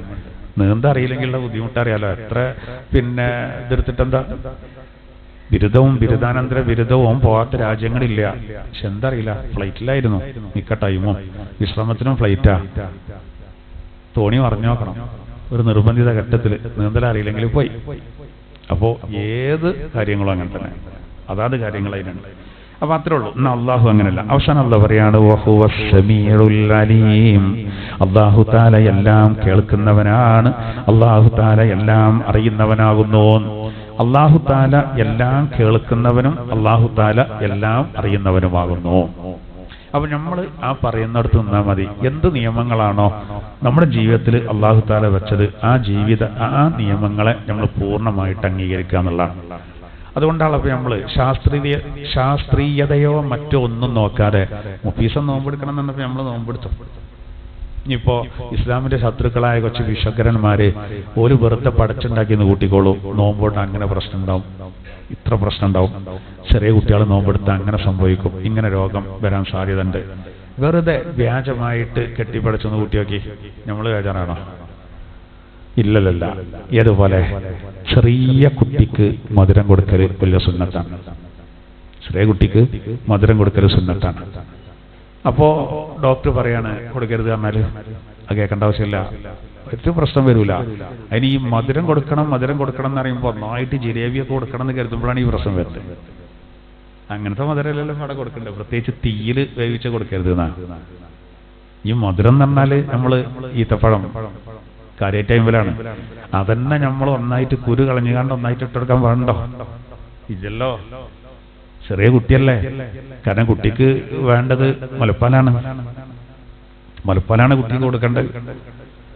അപ്പൊ അവിടെ നമ്മൾ എന്നാലോ മുലപ്പാലല്ലാതെ ഇപ്പൊ ഒരു 4 മാസമൊക്കെ മുലപ്പാൽ മാത്രമേ കൊടുക്കാൻ പാടുള്ളൂ പറഞ്ഞാല് ഈ മധുര അതിൽ പെടൂല, അതിൽ ഒരു പ്രശ്നം വരൂല. അതുകൊണ്ട് യാതൊരു പ്രശ്നം വരൂല. ആ ഈമാനി നമുക്ക് വേണം. കാരണം അഷ്റഫുൽ ഖൽഖ് സല്ലല്ലാഹു അലൈഹി വസല്ലമ തങ്ങൾ അത് കൃത്യമായിട്ട് പഠിപ്പിച്ചതും കുട്ടികൾക്ക് അന്ന് കൊടുത്തതുമാണ്. അങ്ങനെ ചില കാര്യങ്ങളുണ്ട്, അവിടെ നിന്നും നമുക്ക് യാതൊരു സംശയത്തിനും വക നൽകുന്നില്ല. അപ്പോ ഇങ്ങനെ നമ്മൾ ഓരോ വിഷയങ്ങളും പരിശോധിച്ചാൽ അങ്ങനെയാണ്. ഇനി ഞാൻ അതിന്റെ ബാക്കി ഭാഗം, ആ ആയത്തിന്റെ ബാക്കി ഭാഗം നമുക്ക് അടുത്ത ക്ലാസ്സിൽ വിശദീകരിക്കാം, സമയം വളരെ കമ്മിയാണ്. ഇനി നമ്മൾ ഇന്നത്തെ ഈ സാഹചര്യത്തെ എല്ലാവരും ഒന്ന് പ്രത്യേകം നമ്മൾ പരിഗണിക്കുക. അതായത് നമ്മളിപ്പോൾ അൽഹംദുലില്ലാ, ഞാൻ നേരത്തെ പറഞ്ഞു, റമളാൻ അങ്ങനെയാണ് വിട പറയാമെന്ന് പറയാൻ തോന്നൂല. ഈ ആഴ്ചത്തെ ഖുതുബക്കാകെ നമ്മൾ പിടുത്തം വിട്ടുപോയി. അത് എന്തറിയില്ല, ഈ റമളാനിൽ നമുക്ക് ആ ലാസ്റ്റ് വെള്ളിയാഴ്ച അതിനോട് ആ സലാം പറയല് അതങ്ങോട്ട് ഉൾക്കൊള്ളാൻ കഴിയില്ല. നമ്മൾ ശരിക്കും ആലോചിച്ചാലും അങ്ങനെ തന്നെയുള്ള. ഇനിയിപ്പോൾ ആരൊക്കെ ഉണ്ടാവും എന്നൊന്നും നമുക്ക് പറയാൻ പറ്റില്ലല്ലോ. കിട്ടിയ അവസരങ്ങളെ നമ്മൾ ഉപയോഗപ്പെടുത്തുക എന്നുള്ളതാണ്. അപ്പോ നമ്മൾ റമളാൻ വിട പറയാൻ പോകുമ്പോ ഈ സമയത്ത് നമ്മൾ ശ്രദ്ധിക്കേണ്ട ഒരു കാര്യമുണ്ട്. പരിശുദ്ധ ഖുർആനിൽ നിന്ന് ഞാൻ വളരെ പ്രധാനപ്പെട്ട ഒരായത്ത് നമ്മൾ എപ്പോഴും സബ്ബിസ്മ സൂറത്തിൽ കേൾക്കേണ്ട ഒരു ഭാഗമുണ്ട്. ബിസ്മില്ലാഹിർ റഹ്മാനിർ റഹീം ഖദ് അഫ്ലഹ മൻ തസക്ക വദകറ ഇസ്മ റബ്ബിഹി ഫസല്ലാ. നമ്മളെപ്പോഴും കേൾക്കുന്നതാണ്. 3 കാര്യങ്ങളുള്ളവർ വിജയിച്ചു എന്നാണ് ഇപ്പൊ ആയത്തിൽ നേരെ പറയുന്നത്. ഖദ് അഫ്ലഹ മൻ തസക്ക വദകറ ഇസ്മ റബ്ബിഹി ഫസല്ലാ. സംസ്കരിച്ചവനും റബ്ബിനെ സ്മരിച്ചവനും നിസ്കരിച്ചവനും വിജയിച്ചിരിക്കുന്നു. ഖദ് അഫ്ലഹ, തീർച്ചയായിട്ടും വിജയിച്ചിരിക്കുന്നു. ആര്? ഖദ് അഫ്ലഹ മൻ തസക്ക, സംസ്കരിച്ചവൻ. വദകറ സ്മ റബ്ബി, റബ്ബിന്റെ നാമത്തെ സ്മരിച്ചവനും. ഫസല്ല, നിസ്കരിച്ചവനും. ഈ ആയത്തിലിപ്പോ തസ്കിയത്ത് തന്നെ നമുക്കറിയാം. നമ്മുടെ മനസ്സിലാരോട് അസൂയല്ല, ദേഷ്യമില്ല, അല്ലെ? അതുപോലെ തന്നെ നമ്മുടെ മനസ്സിൽ തെറ്റായ വിശ്വാസമില്ല, നിഫാഖില്ല, കുഫ്റില്ല, ശിർക്കില്ല, അങ്ങനത്തെ ഒരു ചിന്തയില്ലാതെ നല്ല കളങ്കല്ലാത്ത തെളിഞ്ഞ ഹൃദയം, ഒരു കറയില്ല. ആ അവസ്ഥയിൽ ഇങ്ങനെ കൊണ്ടുപോകണം. അതിപ്പോ തസ്കിയത്ത് എന്ന് പറഞ്ഞാൽ അതിനാവശ്യമായതൊക്കെ നമ്മൾ ജീവിതത്തിൽ വേണമെന്നാണ്. 5 മരുന്ന് നമ്മൾ ഇന്നാൾ പറഞ്ഞിട്ടുണ്ട്. ഒന്ന് ഖുർആൻ ഓതുക, 2 അത്താഴ സമയത്ത് പ്രാർത്ഥിക്കുക, 3 തഹജ്ജുദ് നിസ്കരിക്കുക, 4 ഭക്ഷണം ഓവറായിട്ട് കഴിക്കാതിരിക്കുക, 5-മത്തേത് സദ്വൃത്തരോടുകൂടെ കൂട്ടുകൂടുക. ഇതാണ് ഇപ്പൊ അതിന് പറയപ്പെട്ട 5 മരുന്നുകൾ. അത് എല്ലാ തഫ്സീറിന്റെ ഗ്രന്ഥങ്ങളും സബിസ്മ, അതുപോലെ തന്നെ വശംശി, ഈ 2 സൂറത്തിലാണ് അതിനെപ്പറ്റി കൂടുതൽ പറയുന്നത്. അപ്പൊ തസ്കിയത്ത് അങ്ങനെയാണ്. പിന്നെ അള്ളാഹുള്ള സ്മരണ എന്ന് പറഞ്ഞാൽ എല്ലാം പെട്ടു. നമ്മളിപ്പോ അല്ലാഹ് എന്ന് പറഞ്ഞാൽ മനസ്സ് തട്ടിയിട്ട് അള്ളാനെ പറച്ചില്, ഈ പറഞ്ഞില്ലെങ്കിലും അങ്ങനെ ഒരു ചിന്ത നമ്മളെ മനസ്സിലുണ്ടായാൽ സ്മരണയാണ്. നിസ്കാരം എന്ന് പറഞ്ഞാൽ ഫർളും പെട്ടു, സുന്നത്തും പെട്ടു, എല്ലാം പെട്ടു. എന്നാൽ ഈ ആയത്തിന്റെ ഒരു പ്രധാന വ്യാഖ്യാനം എന്താ അറിയോ? ഖദ് അഫ്ലഹ മൻ തസക്ക, സംസ്കരിച്ചവൻ വിജയിച്ചിരിക്കുന്നു എന്ന് പറഞ്ഞാൽ അതുകൊണ്ട് ഉദ്ദേശിക്കുന്നത് ഫിത്ർ സക്കാത്ത് കൊടുത്തവന് വിജയിച്ചു എന്നാണ്. വദകറ സ്മ റബ്ബി, റബ്ബിന്റെ നാമം സ്മരിച്ചവൻ വിജയിച്ചു. അതിന്റെ അർത്ഥം എന്താ അറിയോ? ചെറിയ പെരുന്നാൾക്ക് തക്ബീർ ചൊല്ലിയവന് വിജയിച്ചു എന്നാണ്. അതിപ്പോ നാളെ പെരുന്നാളായിട്ട് ഇന്ന് ഇൻഷാ അല്ലാഹ് മാസം കണ്ട് ഉറപ്പിക്കുകയാണെങ്കിൽ അത് മുതൽ തക്ബീർ ചൊല്ലണം നല്ലോണം. നാളെ പെരുന്നാൾ നിസ്കാരം നിർവഹിക്കുന്നവരെല്ലാം ചെല്ലുക. അങ്ങനെ കണ്ട് പെരുന്നാളിന്റെ ലുക്ക് ഉണ്ടാക്കേണ്ട തക്ബീർ ചൊല്ലിയിട്ട്. പിന്നെ നമ്മൾ നിസ്കാരത്തിൽ തക്ബീർ വരുന്നുണ്ട്. 1-ാമത്തെ റക്അത്തിലെ 7 തക്ബീറും 2-ാമത്തെ റക്അത്തിലെ 5 തക്ബീറും, അതൊക്കെയാണ് അതുകൊണ്ട് ഉദ്ദേശിക്കുന്നത്. അവിടെ ആ റബ്ബ് ദൈവീക സ്മരണ എന്ന് പറഞ്ഞാൽ അവിടെ തക്ബീറാണ്. പിന്നെ ഫസല്ല, നിസ്കരിച്ചവനും വിജയിച്ചു. അതാരാ? നിസ്കരിച്ചവന് വിജയിച്ചു എന്ന് പറഞ്ഞാൽ അത് ചെറിയ പെരുന്നാൾ നിസ്കരിച്ചവന് വിജയിച്ചു. നോക്കൂ, പരിശുദ്ധ ഖുർആനിൽ അഷ്റഫുൽ ഖൽഖ് സല്ലല്ലാഹു അലൈഹി വസല്ലം തങ്ങളെ ഏറ്റവും അധികം സന്തോഷിപ്പിച്ച സൂറത്ത് ഏതാ? കൗസർ. ഏറ്റവും കൂടുതൽ സന്തോഷിപ്പിച്ച സൂറത്തുൽ കൗസറാണ്. ആ കൗസറിൽ അള്ളാഹു പറയാണ് ഫസ്വല്ലി ലി റബ്ബിക, റബ്ബിന് വേണ്ടി നിസ്കരിക്കുക, വൻഹർ, അറുക്കുകയും ചെയ്യുക. അവിടെ നിസ്കാരം ബലിപെരുന്നാളാണ്, അറവ് ഒളിഹിയത്താണ്. അപ്പോ ആ സൂറത്തിൽ ബലിപെരുന്നാളും നിസ്കാരം പറഞ്ഞു, ഇവിടെ ചെറിയ പെരുന്നാളും നിസ്കാരം, പിന്നെ അതുപോലെ തന്നെ ഫിത്ർ സക്കാത്തും. ആ ക്രമം നോക്കി നിങ്ങൾ. സബ്ബിസ്മ സൂറത്തിൽ ആ വ്യാഖ്യാനം അനുസരിച്ച് ആദ്യം ഫിത്ർ സക്കാത്തും പിന്നെ തക്ബീറും പിന്നെ നിസ്കാരമാണ്. അതിനെന്ത് മനസ്സിലാക്കണം? നിസ്കാരത്തിന്റെ മുമ്പ് ഫിത്ർ സക്കാത്ത് കൊടുക്കണം. മറ്റോടത്തോ ഫസ്വല്ലി ലി റബ്ബിക, റബ്ബിന് വേണ്ടി നിസ്കരിച്ചോളി, വൻഹർ, അറുക്കുകയും ചെയ്യുക. അവിടെ അറിവ് ശേഷമാണ്. അതാണ് ഒളിയത്ത് ശേഷമാക്കി. അപ്പോൾ ബലിപെരുന്നാൾ നിസ്കാരത്തിന് നമ്മൾ പള്ളിയിലൊക്കെ ടൈം വിടുമ്പോൾ അത് കുറച്ച് നേരത്താക്കൽ സുന്നത്താണ്. കാരണം എന്താ? അത് കഴിഞ്ഞിട്ടാണ് അറക്കാൻ. അപ്പോൾ നിസ്കാരം കഴിഞ്ഞാൽ വേഗം അറിവുക്ക് പോകണം. നമ്മളങ്ങനല്ല. നമ്മളെ മഹലിലെ അറിവ് പിറ്റേത്തെ 2-ാം പെരുന്നാക്കാണെങ്കിൽ ആക്കം പോലെ മതി തീരുമാനിച്ചു. എന്നാൽ ചെറിയ പെരുന്നാക്കോ? ചെറിയ പെരുന്നാളിന്റെ നിസ്കാരം കുറച്ച് അങ്ങോട്ട് ഇടുകയുണ്ട്. എന്താ കാരണം? ഫിത്ർ സക്കാത്തൊക്കെ കൊടുത്ത് തോന്ന സമയമൊന്നും വേണ്ട, എന്നാലും അത് ആ നല്ല ടൈമിൽ തന്നെ സുബൈന്റെ ആ ടൈമിലാണ് കൊണ്ടേ കൊടുത്താലേ രാവിലെ നിസ്കാരത്തിന്റെ മുമ്പായിട്ട് കൊടുക്കുക. അതിനു വേണ്ടിയിട്ടാണ്. അപ്പോ റമളാൻ വിട പറയാൻ പോകുമ്പോൾ നമ്മൾ മനസ്സിലാക്കേണ്ടത് ഈ റമളാനിനോട് ബന്ധപ്പെട്ടാണ് ഫിത്ർ സക്കാത്ത്. ബാക്കിയുള്ളൊന്നും സക്കാത്തിനെ പറ്റി എന്നാൾ പറഞ്ഞില്ലേ, ബാക്കിയുള്ള സക്കാത്തൊന്നും ഇപ്പോൾ ഇതിനോട് ബന്ധപ്പെട്ടല്ല. പക്ഷെ നമ്മളെല്ലാവരും സക്കാത്ത് കണക്കൂട്ടൽ എപ്പോഴാണ്? റമളാനിലാണെന്ന് മാത്രം അല്ലേ? നമുക്കിപ്പോൾ സ്വർണം വെള്ളി സക്കാത്ത് വേണ്ടി വരും. അത് എന്നാണോ നമ്മളെ കയ്യിൽ 85 ഗ്രാം സ്വർണം അല്ലെങ്കിൽ അതിന്റെ മുകൾക്ക് വന്നത്, അവിടുന്ന് അങ്ങോട്ട് ഒരു കൊല്ലം കഴിയുമ്പോഴാണ് സക്കാത്ത് കൊടുക്കേണ്ടത്. അതേപോലെ തന്നെ നമുക്കിപ്പോ ആടുകൾ, മാടുവർഗം, ഒട്ടകം, അന്നിപ്പോ നമുക്കില്ല. 40 ആടൊക്കെ വേണം ഒരാട് സക്കാത്ത് കൊടുക്കണമെങ്കിൽ, അന്നിപ്പോ ഇല്ല. അപ്പൊ അത് വിടാം. പിന്നെ ഇപ്പൊ നെല്ല് അല്ലെങ്കിൽ അരി അല്ലെങ്കിൽ ചോളം ഇങ്ങനെയുള്ള ധാന്യങ്ങളിൽ സക്കാത്തുണ്ട്. അതിപ്പോ ആ ഒരു ചുറ്റും നമുക്കില്ല. നമ്മൾ അരി കൊണ്ടുവരണേ നമ്മൾ. പിന്നെ എങ്ങനെ ഉണ്ട് ഉണ്ട്, പക്ഷെ കുറവാണെന്ന് പറയാം. കൃഷിയുണ്ട്. പിന്നെ നമ്മൾ എല്ലാവരും ബാധിക്കുന്നില്ല എന്ന് പറഞ്ഞാൽ നമ്മളെ വല്ലാതെ ബാധിക്കേണ്ട എന്താ പറയുക, നിങ്ങൾ സ്വർണം ബിസ്ക്കറ്റ് ഇങ്ങനെ കൊണ്ടുവന്ന് വെച്ചിട്ടുണ്ടാവും. നമ്മളിങ്ങനെ ഓരോ ഇത് കുറേ ഏരിയ വേണ്ടല്ലോ ഭാഗത്ത് വെക്കാൻ എന്ന് കരുതിയിട്ട് ചിലർ പറയും എന്താ അറിയോ, കുട്ടിനെ കെട്ടിക്കാനാണ് അറിയും, അതുകൊണ്ട് കൊടുക്കണ്ടല്ലോ. കൊടുക്കണം കേട്ടോ. 85 ഗ്രാമിന്റെ മുകൾക്ക് കൊടുന്നെച്ചാൽ കൊടുക്കേണ്ടി വരും. എന്നാലും ഞാൻ പറഞ്ഞില്ലേ, ആവർത്തിക്കണില്ല. പറഞ്ഞോ, അതൊക്കെ കഴിഞ്ഞ ആഴ്ച പറഞ്ഞ നമ്മൾ അത് നമ്മൾ ശ്രദ്ധിച്ചാൽ മതി. പിന്നെ 85 ഗ്രാം അവിടുന്ന് അങ്ങോട്ട് എത്ര ഉണ്ടെങ്കിലും കൊടുക്കേണ്ടി വരും. ഞാനൊരു ക്ലാസ്സിൽ ഇത് പറഞ്ഞപ്പോഴേ ഒരാൾ എന്നോട് വന്ന് ചോദിച്ചു, ബിസ്ക്കറ്റിന് പൈസ കൊടുത്താൽ പോരെ ചോദിച്ചെന്നോട്. അല്ല, സ്വർണത്തിന്റെ വെക്കാത്ത സ്വർണ്ണമായിട്ട് കൊടുക്കണമെന്നാണ്.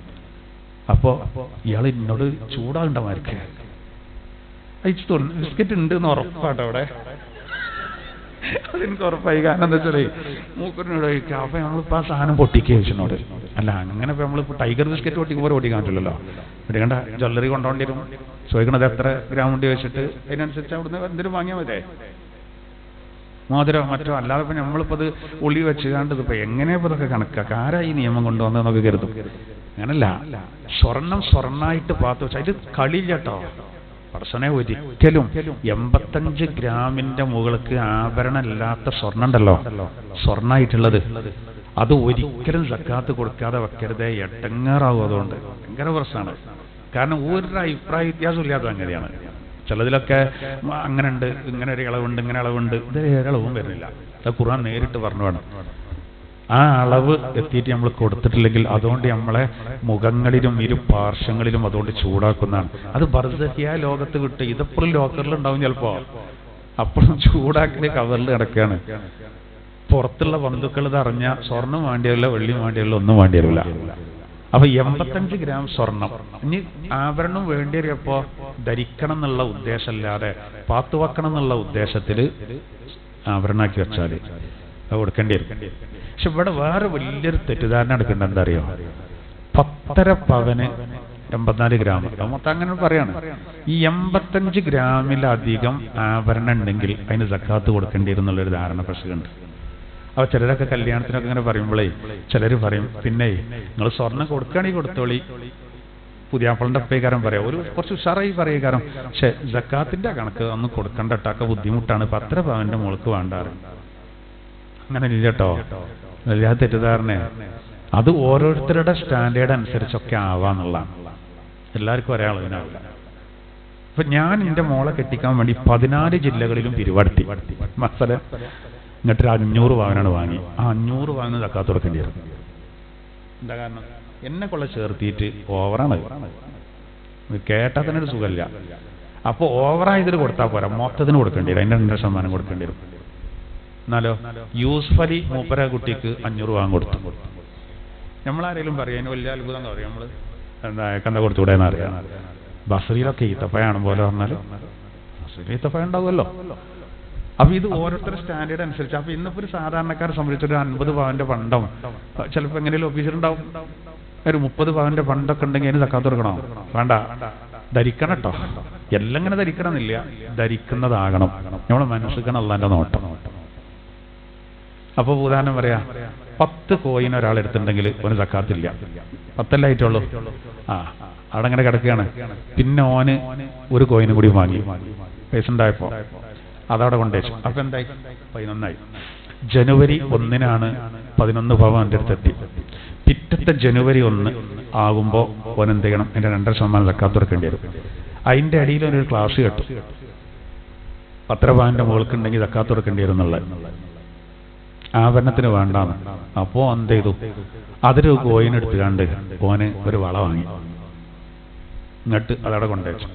ഇത് കണ്ട ഓന്റെ പെണ്ണുങ്ങൾ ചോദിക്കാണ്, അല്ല നിങ്ങളെ സമ്മതിച്ചു കാണിട്ട് നിങ്ങളൊരു വള വാങ്ങിയല്ലോ എനിക്ക്, എനിക്കൊന്നല്ലത്, പിന്നെ നിങ്ങൾക്ക് വളടാൻ പറ്റുമോ?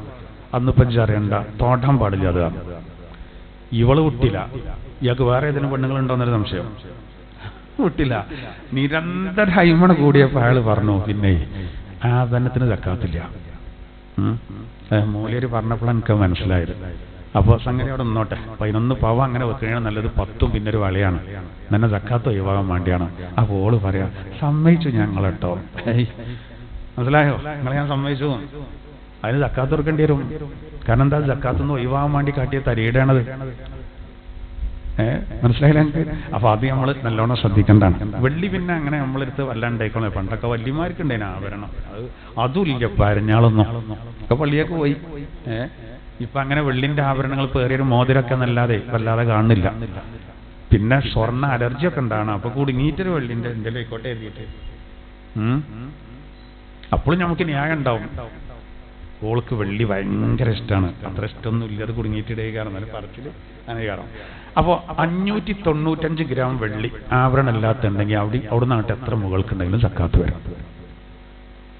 ഇതാൾക്ക് വേണ്ട. ഇത് നമ്മൾ പ്രത്യേകം മനസ്സിലാക്കാം. ഈ കറൻസി അതിൻ്റെ അതേ വിധിയാട്ടോ.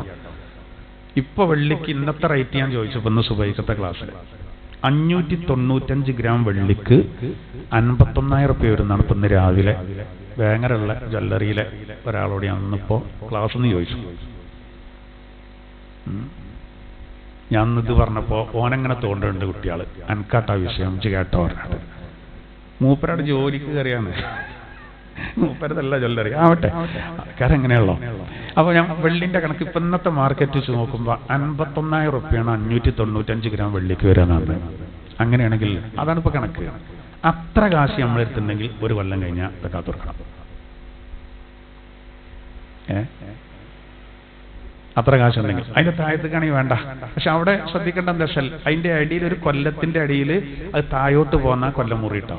അപ്പൊ ഉദാഹരണം പറയാ, ഒരു 60,000 രൂപ പിന്നെ മുഹറം മാസത്തില് ചാന്ദ്രിക വർഷം നമ്മൾ കണക്ക് കൂട്ടണ്ട് കേട്ടോ. ചാന്ദ്രിക വർഷം നമ്മൾ കണക്ക് കൂട്ടണ്ട്. ജനുവരി നമ്മളോട് പറഞ്ഞു എന്നുള്ളൂ.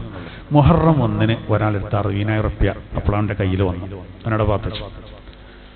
മുഹറം കഴിഞ്ഞ് സഫർ കഴിഞ്ഞ് റബീഉൽ അവ്വലും കഴിഞ്ഞ് ഒരു 2-3 മാസം കഴിഞ്ഞപ്പോൾ അവന് പെട്ടെന്ന് കുറച്ച് കാശിന്റെ ആവശ്യം, അടിയന്തര കേസ് വന്നു.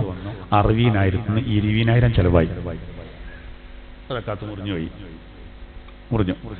ഇനി അതും കഴിഞ്ഞ് 2 മാസം കഴിഞ്ഞിട്ട് ഒരു 20 രൂപ അവന് കിട്ടി, ഒനൈക്ക് വെച്ചു. ആ കിട്ടി അവിടുന്ന് അങ്ങോട്ട് ഇനി ഒരു കൊല്ലം കഴിഞ്ഞാൽ സക്കാത്ത് വരും. മനസ്സിലായില്ലേ? എന്നാ കച്ചവടത്തിന്റെ സക്കാത്ത് അങ്ങനല്ല.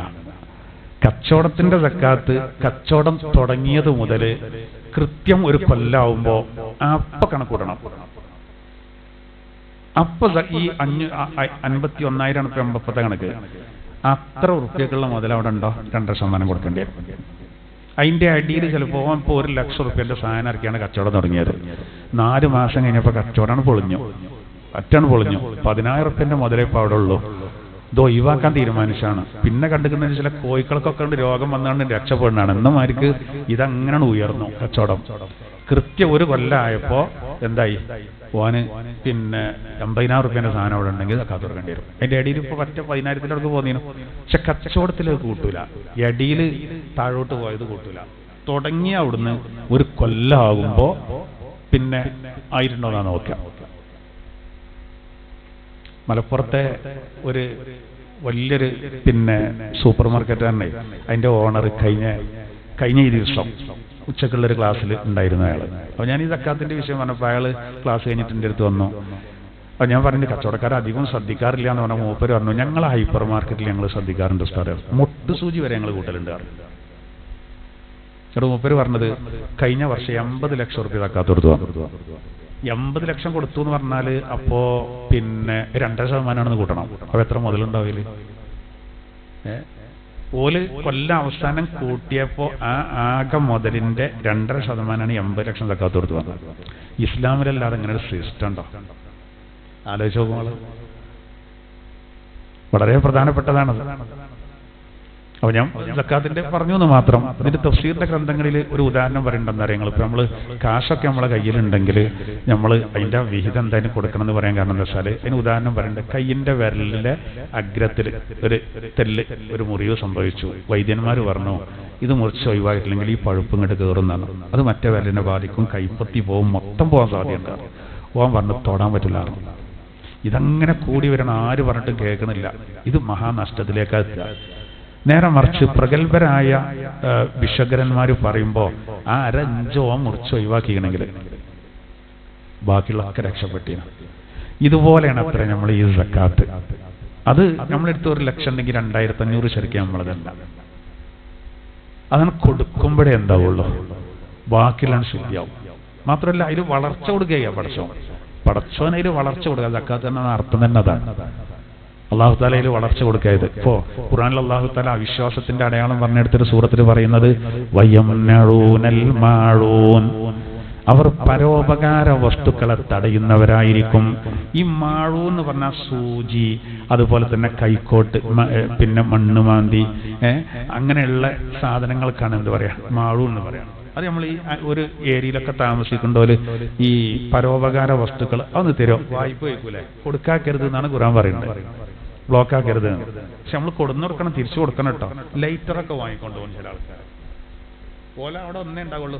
നോക്കി ഇപ്പോഴും കേടെന്നാണ്, ഞങ്ങൾ ഇപ്പൊ കൊണ്ടുവരും, വിരുന്നേര് വന്നും ചെയ്തുക്കണു, ഗ്യാസിന്റെ അടുപ്പിൽ ഒന്ന് പൊട്ടിച്ചാനാണ്, ഒന്ന് കാണാൻ ഇങ്ങോട്ട് അത് കൊണ്ടുപോയിക്കാണ്ട് ഓലും മറക്കും. ഇനി മറ്റൊരു ചായച്ചണ്ടേ, ഒരു കോലും ഉണ്ടാവില്ല. പണ്ടത്തെ ഈ പല സംവിധാനമുണ്ട്, ഇന്നൊരു കോലും ഇല്ല. അങ്ങനത്തെ കൊണ്ടുപോകുമ്പോൾ ശ്രദ്ധിക്കണം. അതിന് ചില ആൾക്കാർക്ക് ഈ പരോപകാര വസ്തുക്കൾ ചോദിക്കുമ്പോൾ ഒരു മടി ഉണ്ടാവില്ല. കുട്ടികളെ പുസ്തകം ഇങ്ങനെ പൊതിയാണെങ്കിൽ ആ പിന്നെ അടിക്കേണ്ട എവിടെ ഇല്ല പറഞ്ഞാൽ അവിടെ പോയൊക്കെ കുഞ്ഞുമാൾ താത്താൻ്റെ അവിടെ പറഞ്ഞേ നിങ്ങൾ ആ സ്റ്റാഫിലൂടെ നന്നാണ് അത് വാങ്ങിക്കൊണ്ടിരും. അതിന്റെ പരിപ്പ് എടുക്കുക കൊടുക്കൂല. പിന്നെ തന്നെ ഒരു ഉസറും വിളിയില്ലാത്ത ആൾക്കാരുണ്ടാവും. എല്ലാത്തിനും പറഞ്ഞേക്കോ ഓലത് വളരെ ശ്രദ്ധിക്കേണ്ടേ. കാരണം ഏത് കാര്യം നമ്മൾ ആ ആവശ്യം കഴിഞ്ഞാൽ അതിനൊക്കെ ഓരോ സ്ഥാനം കാര്യങ്ങളും ഉണ്ടെങ്കിൽ കുറേ സമയം നമുക്ക് ലാഭിക്കാറോ. അങ്ങനെ ശ്രദ്ധിക്കണ്ടോലേ കാരണം. അതുകൊണ്ട് ഇനി പിന്നെ ഒൽക്ക് ആവശ്യം വരുമ്പോൾ ഒന്നും കൂടി വരും. അപ്പോൾ വെളി പറയും മുമ്പ് കൊണ്ടോ ഇത് കൊടുന്നിട്ടില്ലല്ലോ, അത് കൊടുന്നിട്ടില്ലേ. കുട്ടികളങ്ങനെ തന്നെയാണ്. എത്താപ്പോൾ കാട്ടുകൊണ്ട് വിധി അങ്ങനെയാണ്. അറ്റങ്ങൾ തീരെ പറഞ്ഞാൽ പറഞ്ഞാണ്ട് വിധിയാണ് ആക്കും. എളുപ്പമുള്ള കാര്യമാണ്. അപ്പൊ പിന്നെ കൊടുക്കൂല ആൾക്കാർ. അല്ലെങ്കിൽ നമ്മൾ കൊടുക്കണം എന്നാണ് വിഷയം. എന്താ അറിയോ, മാഴൂന് ചില മുഫസ്സിറുകൾ കൊടുത്ത അർത്ഥം എന്താ, സക്കാത്താണ്. ഫവൈലുൽ മുസല്ലീൻ അല്ലദീനഹും അൻ സ്വലാത്തിഹിം സാഹൂൻ അല്ലദീനഹും യുറാഊൻ വയംനഊനൽ മാഊൻ. അതായത് പിന്നെ അശ്രദ്ധയോടുകൂടെ നിസ്കരിക്കുക, മറ്റുള്ളവരെ കാണിക്കാൻ വേണ്ടി ചെയ്യുക, സക്കാത്ത് ബ്ലോക്കാക്കുക. ഇതാണ് അബൂജഹലിനെ പറ്റി പരാമർശിച്ചിട്ടാണ് ആയത്ത് ഇറങ്ങുന്നത് തന്നെ. ഓൻ കാരനാണ് അറൈത്തല്ലദീ യുകദ്ദിബു ബിദ്ദീൻ എന്നുള്ള സൂറത്ത് ഇറങ്ങുന്നത്. അതിലാണ് ഈ വിഷയം അല്ലാഹു തആല പറയുന്നത്. അപ്പോൾ അത് സക്കാത്ത് ഇപ്പൊ നമ്മൾ പ്രത്യേകം പറയേണ്ട ഒന്നുമല്ല, ഞാനൊന്ന് പറഞ്ഞു എന്ന് മാത്രം. സക്കാത്തുൽ ഫിത്ർ ഇപ്പൊ നമ്മൾ നോമ്പിന്റെ പൂർത്തീകരണത്തോട് ബന്ധപ്പെട്ടാണ്. നോക്കൂ, ഒരു ഹദീസിൽ കാണാൻ സാധിക്കും സക്കാത്തുൽ ഫിത്ർ കൊണ്ട് 10 കാര്യങ്ങൾ. റമദാൻ ഇവിടെ പറയുമ്പോൾ നമ്മൾ ഓർക്കേണ്ടാണ്. ഇതൊരു ചെറിയ സംഗതിയിൽ ഒരു 2-3 കിലോ അരി കൊടുക്കേണ്ട വിഷയമല്ലേ എന്ന് കരുതും നമ്മൾ. പക്ഷേ അത് വലിയൊരു സംഭവമാണ്.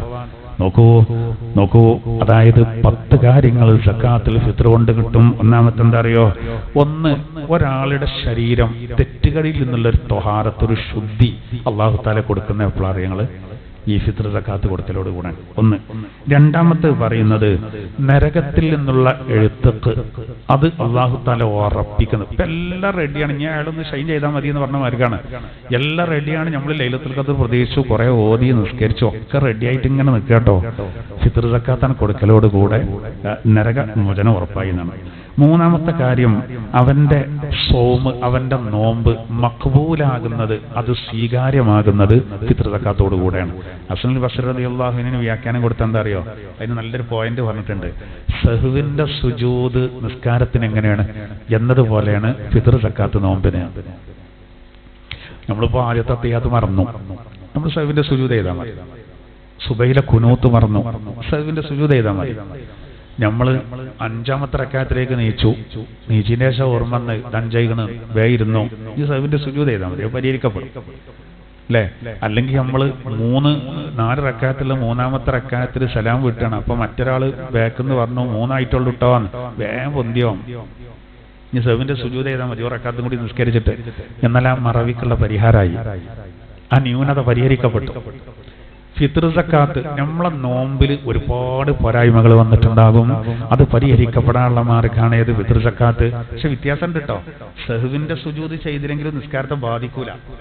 ആദ്യത്തെ തയ്യാത്ത ഒരാൾ മറന്നു, ഓൻ കരുതി സഹ്വിന്റെ സുജൂദ് ചെയ്യണമെന്ന് കരുതി, അതിന്റെ കൂലി ഇട്ടുമല്ലോ, അതും മറന്നു. എന്നാൽ നിസ്കാരത്തിന് കുഴപ്പമൊന്നുമില്ല, ചെറിയൊരു കുറവുണ്ട് അവിടെ. നമ്മളിപ്പോ ഭക്ഷണമൊക്കെ കൊണ്ടുപോയി വെക്കുമ്പോൾ ഫ്രൂട്ട്സ് വെട്ടി വെച്ചിട്ടുണ്ട് അവിടെ കൊടുക്കാൻ വേണ്ടി, പക്ഷെ എടുത്തോണ്ട് കൊടുക്കാൻ മറന്നു. മാർഗമുണ്ട്. ഒരു കയ്യേക്കൊക്കെ വന്നിരുന്നിട്ട് ഇപ്പൊക്കെ എങ്ങനെയാണ് പറഞ്ഞാണ്ട് കൊണ്ടേ കൊടുത്താൽ മതി, ഇല്ല പരിഹരിക്കപ്പെടാം. എന്നാൽ അപ്പോഴും പറഞ്ഞാലോ തൽക്കാലം ഓൽക്ക് ഫ്രൂട്ട്സ് എന്നുള്ള യോഗം ഉണ്ടാവില്ല, അത്രേ ഉള്ളൂ. എന്നാലും വലിയ പ്രശ്നമൊന്നുമില്ല. പള്ളിക്ക് അന്നൊക്കെ കിട്ടിയുള്ള മന്തിയായിട്ടും ബിരിയാണി ആയിട്ടും എന്ന് പറഞ്ഞാൽ ഫിത്ർ സക്കാത്ത് അങ്ങനല്ല. ഫിത്ർ സക്കാത്ത് കൊടുക്കൽ നിർബന്ധമാണ്. പക്ഷെ ആ കൊടുക്കലോട് കൂടെ നോമ്പിനെ ന്യൂനത പോകും. നമ്മൾ എങ്ങനെ ശ്രദ്ധിച്ചാലും കുറച്ചൊക്കെ ന്യൂനത വന്നിട്ടുണ്ടാവേ. ചിലപ്പോൾ കുറെ കഫമൊക്കെ ഇറങ്ങിയിട്ടുണ്ടാവും, ഇറങ്ങാൻ പാടില്ലാത്ത കഫം ഇറങ്ങിയിട്ടുണ്ടാവും. നോമ്പിന്റെ പവിത്രത നഷ്ടപ്പെടാൻ കാരണമാകുന്ന വല്ല സംസാരം ചിലപ്പോൾ നമ്മളെടുത്ത് വന്നിട്ടുണ്ടാവും. മനുഷ്യന്മാരല്ലേ, അങ്ങനെയുണ്ടല്ലോ. നിങ്ങൾ അനാവശ്യ വാക്കും മറ്റും ഒഴിവാക്കണത് നിങ്ങളെ നോമ്പ് എനിക്ക് വേണ്ടട്ടോ, പട്ടിണി വെറുതെ ആവുന്ന കുർസിയായ ഹദീസിലുണ്ട്. എന്നാലും നമ്മളെടുത്ത് ചിലപ്പോൾ എന്തെങ്കിലുമൊക്കെ വന്നിട്ടുണ്ടാവും. അത് പരിഹരിക്കപ്പെടാനുള്ള ഒരു വഴിയാണ് ഇത് ഈ ഫിത്ർ സക്കാത്ത് കൊടുക്കുക എന്നുള്ളത്. നാലാമത്തെ കാര്യം നോക്കൂ, സ്വർഗം അല്ലാഹു നിർബന്ധമാക്കുന്നതാണ്. മുത്തുനബി പഠിപ്പിക്കുകയാണ്, അതിനകത്ത് സ്വർഗം നിർബന്ധമാവും. അഞ്ചാമത്തെ കാര്യം, അവനിക്ക് ഖബറിൽ അല്ലാഹു തആല സുരക്ഷിതത്വം ഉറപ്പാക്കും. ആലോചിച്ച് നോക്കി, ഇപ്പോ ഇന്നലെ എൻ്റെ നാട്ടില് പിന്നെ 2 മരണം നടന്നു. ഇന്നലെ രാവിലെ ഒരാൾ സുഖമില്ലാത്ത ആളായിരുന്നു, ഒരു അസുഖവും ഇല്ലാത്തൊരാള് ഇന്നലെ രാത്രി മരിച്ചു. മിനിഞ്ഞാന്ന് വേറൊരു മരണം നടന്നു. ഇവരൊക്കെ ഇപ്പൊ ഖബറിലായി. നിങ്ങളാലോചിച്ച് നോക്കൂ, ഓല് കഴിഞ്ഞ ഫിത്ർ സക്കാത്ത് കൊടുക്കലോടുകൂടെ സുരക്ഷിതത്വം ഉറപ്പാക്കിയിട്ടുണ്ട്, ആത്മാർത്ഥമായിട്ട് കൊടുത്തിട്ടുണ്ടെങ്കിൽ. അതൊക്കെ അതിൽ അടങ്ങിയിട്ടുണ്ട് എന്നുള്ളതാണ്. ആറാമത്തെ കാര്യം, നബി സല്ലല്ലാഹു അലൈഹി വസല്ലം തങ്ങൾ പറഞ്ഞത്, ആ ഒരു കൊല്ലത്തിലെ സർവ്വ ഖൈറും അല്ലാഹു സ്വീകരിക്കുന്നതാണ്. അതായത് ഫിത്ർ സക്കാത്ത് കൊടുക്കലോടുകൂടെ ആ കഴിഞ്ഞ അതുവരെയുള്ള ഒരു കൊല്ലത്ത്, പിന്നെ അവിടുന്ന് അങ്ങോട്ട് അടുത്ത ഫിത്ർ ഖൈറായ എന്തൊക്കെ കാര്യങ്ങളുണ്ട് നമ്മൾ ചെയ്തത്, അത് അല്ലാഹു തആല സ്വീകരിക്കുന്നതാണ്. ഒക്കെ അതിൽ അടങ്ങിയിരിക്കുകയാണ്. ഏഴാമത്തെ കാര്യം, മുത്ത് നബിയുടെ ശഫാഅത്ത് പോലും അതിലാണ് അടങ്ങിയിട്ടുള്ളത്. നബി തങ്ങളുടെ ശഫാഅത്ത് നമുക്കെന്താവും, അതുവഴി ഉറപ്പാവും. മറ്റൊന്ന്, സിറാത്ത് പാലം മിന്നൽ വേഗതയിൽ കടന്നു പോകാൻ കഴിയും. മറ്റൊരു കാര്യം പറയുന്നത്, അവർ മീസാൻ എന്ന തുലാസിൽ നന്മ വളരെയധികം കനം തൂങ്ങും. മറ്റൊന്ന്, അവന്റെ പേരെങ്ങാനും പിന്നെ പരാജിതരുടെ രജിസ്റ്ററിൽ വന്നിട്ടുണ്ടെങ്കിൽ ഫിത്ർ സക്കാത്ത് കൊടുക്കലോടുകൂടെ അത് ഇന്ന് ഒഴിവാക്കുന്നതാണ്. അപ്പൊ നമ്മൾ കൊടുക്കും പോലെ കൊടുക്കുക. പക്ഷെ അവിടെ ഇന്നിപ്പോ വലിയൊരു പ്രശ്നം എന്താ വെച്ചാല്, ഒക്കെ അയൽവക്കക്കാർ അങ്ങോട്ടും ഇങ്ങോട്ടും കൈമാറാണ് ഇപ്പൊ ഫിത്ർ സക്കാത്ത്. നമ്മളിപ്പോ ഫിത്ർ സക്കാത്ത് കൊണ്ട് ഒരു കുട്ടി നമ്മളെ വരിക്ക് വന്നാല് നമ്മളെ ഫിത്ർ സക്കാത്ത് ആ കുട്ടിന്റെ അടുത്ത് കൊടുക്കും, മോനെ അത് കൊണ്ടേക്കട്ടെ, ഇപ്പൊ ഞാനാണ് പോയിട്ടുണ്ടല്ലോ പറയും. അതിന് കുഴപ്പമൊന്നുമില്ല. പക്ഷെ അതേ സമയത്ത് കഴിവുള്ളവരെന്ത് ചെയ്യും, കഴിവുള്ളവരും ഫിത്ർ സക്കാത്ത് വാങ്ങും. ഓല അങ്ങോട്ടും കൊടുക്കും, ഓലും ഇങ്ങോട്ടും കൊടുക്കും. അപ്പൊ നല്ല 2 കഴിവുള്ള വീടുകളെ കയറും. അപ്പൊ ഓല ധാരണ എന്താണ്, നമ്മളത് അങ്ങോട്ട് കൊടുക്കുക, അവിടുന്ന് ഇങ്ങോട്ടും കൊടുക്കുക. ചെറിയൊരു അഡ്ജസ്റ്റ്മെന്റ്. ചില ഉമ്മാരൊക്കെ അങ്ങനെ പറയും, നമ്മളിപ്പോ 6 കേസ് കൊടുത്തു, നമുക്ക് 8 കേസ് കിട്ടിയില്ലേ, കഴിഞ്ഞല്ലോ 9 കിട്ടിയെന്ന് എൻ്റെ ഓർമ്മ. കണക്കേ കയറാം. അതിലൊക്കെ എന്തോ ഒരു കണ്ണിങ്ങറിയങ്ങള് ഇവിടുന്ന് അതൊക്കെ എടുക്കണാവോ, എന്നാ വേണ്ടൊക്കെ വേഗം മറന്നു പോകും ചോദിച്ചു. ഇങ്ങനത്തൊക്കെ ഭയങ്കര ഓർമ്മയെ കയറാം. കുഴപ്പമില്ല, ഞാൻ പറയണ്ടെന്താ അറിയോ, അവകാശികളാണ് കേൾക്കോട്ടെ, അല്ലെങ്കിൽ നമ്മൾ എന്ത് ചെയ്യാ അറിയോ. പക്ഷെ മട്ടം പോലെ പറയണേ, ഒരു കുട്ടി ഇപ്പോ ഫിത്ർ സക്കാത്തിന്റെ അരിയിട്ട് കൊണ്ടുപോടാ, അവിടുന്ന് റോഡൊക്കത്തെ അരിയാണ്ടല്ലോ, അതിന്റെ മസാല അറിഞ്ഞപ്പോഴാണ് അങ്ങനെ കരുത് മോനെ, അത് നമുക്ക് ആ ഇന്ന സ്ഥലത്ത് കൊടുത്താലോ, അവിടെ നമ്മളാ ഇയാളില്ലേ, അവിടെ കൊടുത്തിട്ട് ഇവിടെ അരി കുറെ ഉണ്ട്. അതിന്റെ മാന്യമായിട്ട് വിഷമിപ്പിക്കരുത്. ചെറിയ മക്കളൊക്കെ കൊണ്ടുവരികയാണെങ്കിലേ ഓൽക്ക് ഇതിന്റെ മസാലൊന്നും അറിയില്ല, എത്ര അയാൾ അങ്ങനെ നേരുന്നു. പിന്നെ നമ്മളൊക്കെ എങ്ങനെയൊക്കെയാണ് മനുഷ്യന്റെ കാര്യങ്ങൾ വരാന്ന് പറയാൻ പറ്റൂലല്ലോ. ചിലപ്പോൾ ഇക്കൊല്ലം നമ്മൾ വേണ്ടെന്ന അടുത്തെല്ലാം നമ്മൾ ചിലപ്പോൾ വേണ്ട അവസ്ഥയാകാരം. അത്രയുള്ള അതിന്റെ കാര്യം. അത് എല്ലാവർക്കും അറിഞ്ഞോളണമെന്നില്ല, ബുദ്ധിമുട്ട്. ചിലപ്പോൾ ഇയാളെ സ്റ്റാൻഡ് എന്താന്ന് നമുക്ക് അറിയില്ലല്ലോ. അപ്പൊ അതൊക്കെ നമ്മൾ ശ്രദ്ധിച്ച് എന്ത് ചെയ്യുക, അതിന് അർഹതപ്പെട്ടവരെ തേടി പിടിക്കുക. ആ കാര്യം നമ്മൾ പ്രത്യേകം ശ്രദ്ധിക്കുക. അപ്പോൾ ഈ ഒരു ഇതിൽ അങ്ങനെ കുറേ കാര്യങ്ങൾ അടങ്ങിയിട്ടുണ്ട്. അപ്പൊ ഭൂമിക്ക് സക്കാത്ത് തരില്ല, ഭൂമിക്ക് സക്കാത്ത് തരില്ല. കച്ചവട ഭൂമിയാണ് ഈ വരും. നമ്മൾ ഭൂമി വാങ്ങുക വിൽക്കുക അങ്ങനെയാണെങ്കിലേ വരുള്ളൂ. അല്ലാതെ നമുക്ക് എത്ര ഭൂമി ഉണ്ടെങ്കിലും അതിൽ സക്കാത്ത് വരില്ല. റബ്ബർ ഒരുപാടുണ്ട്, തേങ്ങ ഒരുപാടുണ്ട്, അടക്ക ഒരുപാട്, ഇതിലൊന്നും സക്കാത്തില്ല. ഇതൊക്കെയല്ല. ഇപ്പോൾ ഒരൊറ്റ ഇതിൽ 2000 അടക്കണ്ട്, അല്ലെങ്കിൽ 10000 അടക്കണ്ട്, അല്ലെങ്കിൽ 10 കിൻഡൽ അടക്കണ്ട്, അതിന് എത്ര 2% ഇല്ല. തേങ്ങക്കില്ല, അതിനൊന്നും സക്കാത്തില്ല. അത് വിറ്റിട്ട് കാശ് നമ്മൾ ക്യാഷായിട്ട് വെക്കുകയാണെങ്കിൽ അതൊരു കൊല്ലം കഴിയുമ്പോൾ അതിന് വരും. അത്രേ ഉള്ളൂ. ഭൂമി എത്ര ഉണ്ടെങ്കിലും സക്കാത്ത് വരില്ല. കച്ചവട വസ്തുവായിട്ട് അങ്ങനെ ഉണ്ടല്ലോ, അങ്ങനെയാണെങ്കിലേ വരുള്ളൂ. അതിൽ തന്നെ പിന്നെ കുറച്ച് വിൽക്കേണ്ടി വരുമ്പോൾ ചിലപ്പോൾ അങ്ങനെ ഉണ്ടാവും. നമ്മൾ കുട്ടിനെ കെട്ടിക്കാനോ വീട് കയറ്റാനോ അങ്ങനെ ഒരു കരുതലോടെ കച്ചവട ഭൂമിയാവില്ല. കച്ചവടം എന്നുള്ള നിലയ്ക്ക് നടക്കണ്ട. ഏതുപോലെ വെച്ചാൽ ഇപ്പോൾ നമ്മൾ ഇപ്പോൾ ചിലരിപ്പോൾ ചില കമ്പനി ഉണ്ടാവും, എന്തുണ്ട് സാധനം ഇറക്കി കൊടുക്കും. ഇപ്പം വേറൊരു ഏജന്റ് മാത്രമാണ്. ഓൻ ആ സാധനം വിറ്റാൽ ആ വിറ്റത് അങ്ങനെ തന്നെ കൊണ്ടുപോയി കൊടുത്താൽ ഓന് ചെറിയൊരു കമ്മീഷൻ ഉണ്ടാവും. ഓനെ സംബന്ധിച്ചിടത്തോളം കച്ചവടത്തിന്റെ തക്കാത്ത തന്നെ ഓന് തരുന്നില്ല. കാരണം എന്താ, ഓനത് പിന്നെ എന്ത് ചെയ്യുന്നില്ല, സാധനം അങ്ങനെ വില കൊടുത്തിട്ട് സാധനം വാങ്ങിയിട്ട് കച്ചവടം ചെയ്യല്ല. അതിൻ്റെത് കൊടുക്കേണ്ട ആരാ? ആ കമ്പനിയാണ്. ഓല കൊടുക്കേണ്ട എന്നതുപോലെ അവിടെ ശരിക്കും കച്ചവടം നടക്കുന്നില്ല എന്നുള്ളതാണ് കാരണം. അതേ സമയത്ത് നമ്മൾ കച്ചവടം നടത്തുകയാണ്. ഓരോ കമ്പനികൾ നമുക്ക് സാധനം ഇറക്കി തരുന്നുണ്ട്. നമ്മളെ ഹിതം പോലെ നമുക്കത് വിൽക്കാൻ ലാഭം എടുക്കാം, എല്ലാ കാര്യങ്ങളും ഉണ്ട്. അത് കമ്പനി ഇറക്കി തന്നതാണല്ലോ, ചെലവായിട്ടില്ലല്ലോ എന്ന് പറയാനും പറ്റൂല എപ്പോ കണക്കൂട്ടുമ്പോൾ. അങ്ങനെയൊക്കെ ഉണ്ടായാലും കുറേ മസാലകൾ. ഏതായിരുന്നാലും കുറച്ച് ന്യൂനതകളൊക്കെ വരും. മനുഷ്യന്മാരല്ലേ, 100ക്ക് 100ആക്കാൻ ചിലപ്പോൾ സാധിച്ചോളന്നില്ല. പല കാര്യങ്ങളും അങ്ങനെ ഓരോ നൂലാമലകളാണ്. നമ്മൾ പറയുമ്പോഴുള്ള നിയമങ്ങളാവൂല ഇപ്പോഴുള്ള പല നിയമങ്ങളും പുറത്തുള്ളത്. ഇതൊക്കെ പാടെ ഒപ്പിക്കാൻ ചിലപ്പോൾ ബുദ്ധിമുട്ടുകൾ ഉണ്ടാവും. അല്ലാഹു സുബ്ഹാനഹു വ തആല എല്ലാ വീഴ്ചകളും നമുക്ക് പരിഹരിച്ചു തരുമാറാവട്ടെ, ആമീൻ എന്ന് നമുക്ക് പ്രാർത്ഥിക്കാം. ഇനി ആ ഭാഗം നിർത്തണം. അപ്പോൾ നോക്കൂ, ഫിത്ർ സക്കാത്ത് നമ്മളതിൻ്റെ ആ മട്ടം പോലെ കൊടുക്കുക. അത് കഴിഞ്ഞാൽ പിന്നെ നമുക്ക് പെരുന്നാളാണ്. നോക്കൂ, എന്തിനാണ് അല്ലാഹു തആല നമുക്ക് ഈദ് തന്നത്? ഈ ഈദ് എന്ന് പറയുമ്പോൾ ഒരു മുഅ്മിനിന് 5 ആഘോഷങ്ങൾ വേറെ വരുന്നത് ഹദീസ് പറയുന്നത്. 5 ആഘോഷങ്ങൾ. അതേതാ 5 ആഘോഷം എന്ന് പറഞ്ഞാൽ? ഒന്നെന്താ നിങ്ങൾ, കുല്ലു യൗമിൻ, എല്ലാ ദിവസവും ഒരു മുഅ്മിനിന് ഈദൈകാരം, ആഘോഷിക്കാരം. എപ്പോ? യമുറു അലൽ മുഅ്മിനി വലാ യുക്തബു അലൈഹി ദംബുൻ, അതായത് ഒരു തെറ്റും അവന്റെ മേലിൽ എഴുതപ്പെട്ടിട്ടില്ല. നല്ല ഇടങ്ങേറാണ് അതിന്. ഒരു ദിവസം ഒരാളുടെ അടുത്തുനിന്ന് ഒരു തെറ്റുണ്ടായില്ല, വളരെ ശ്രദ്ധിച്ചു. അപ്പോൾ അവന്റെ കർമ്മരേഖയിൽ ഒരു തെറ്റും വന്നിട്ടില്ലെങ്കിൽ അന്നത്തെ ദിവസം ഉണ്ടല്ലോ അവന് പെരുന്നാളാണ്. അതാണ് ഒരു കഴിവ്. രണ്ടാമത്തതോ, അൽ യൗമുല്ലദീ യഖ്റുജു ഫീഹി മിനദ്ദുനിയാ ബിൽ ഈമാൻ, ദുന്യാവിൽ നിന്ന് ഒരാൾ ഈമാനോടുകൂടെ വിട്ടുപിരിയുന്ന ഒരു ദിവസമുണ്ട്. ദുന്യാവിൽ നിന്ന് നല്ല ഈമാനോടുകൂടെ ഒരാൾ പിരിയുന്ന മരണം. അതാണ് ഒരു മൂമിന് രണ്ടാമത്തെ ആഘോഷ ദിനം. അള്ളാഹ് നമുക്കതിന് തൗഫീഖ് നൽകട്ടെ. ആലോചിച്ച് നോക്കി, നമ്മളെ ആത്മാവ് നല്ലൽക്കണം പോകുക എന്നുള്ളതാണ്, അതിനെ യാത്രയാക്കുക എന്നുള്ളതാണ് ഏറ്റവും പ്രധാനപ്പെട്ട. ബാക്കിയൊക്കെ ഇങ്ങനെ കഴിഞ്ഞു പോകും. മഞ്ചേരി ഇന്നലെ ഒരാൾ മരിച്ചു. അദ്ദേഹം വലിയ ബന്ധമായിരുന്നു. സംഘടനാ പ്രവർത്തനങ്ങൾക്കൊക്കെ ഒരു കാലത്ത് അദ്ദേഹത്തിന്റെ വീട്ടിൽ നമ്മൾ ഒരുപാട് മീറ്റിംഗ് ചേർന്നിരുന്നു. ഓരോ കാര്യങ്ങൾക്ക് എപ്പോൾ വിളിച്ചാലും അദ്ദേഹം ആരോഗ്യം പറഞ്ഞ ഉറപ്പുണ്ടായിരുന്നു. അബ്ദുള്ള ഹാജിയാർ ഇന്നലെ മരിച്ചു. അള്ളാഹു മഗ്ഫിറത്ത് നൽകട്ടെ. അള്ളാഹു ആ സഹോദരന്റെ ഖബർ വിശാലമാക്കി കൊടുക്കട്ടെ, ആമീൻ. ഈ നമ്മൾ ഇന്നലൊക്കെ നല്ല മരണമല്ല, ഇന്നലെ രാത്രിയൊക്കെ മരിക്കുകയാണ്. 29 ആ കുടുംബത്തിന് പെരുന്നാൾ ഇതൊക്കെ ഇതാവും, സന്തോഷമൊക്കെ പോകും. എന്തായാലും പോണ്ടേ, നമ്മൾ ചിന്തിക്കേണ്ടതാണ്. ദുന്യാവുന്ന ഒരാൾ ഈമാനോട് കൂടെ സലാമത്തായി പോവുകയാണെങ്കിൽ അതാണ് അവന്റെ രണ്ടാമത്തെ ഈദ്. ഇനി മൂന്നാമത്തെ എന്താ?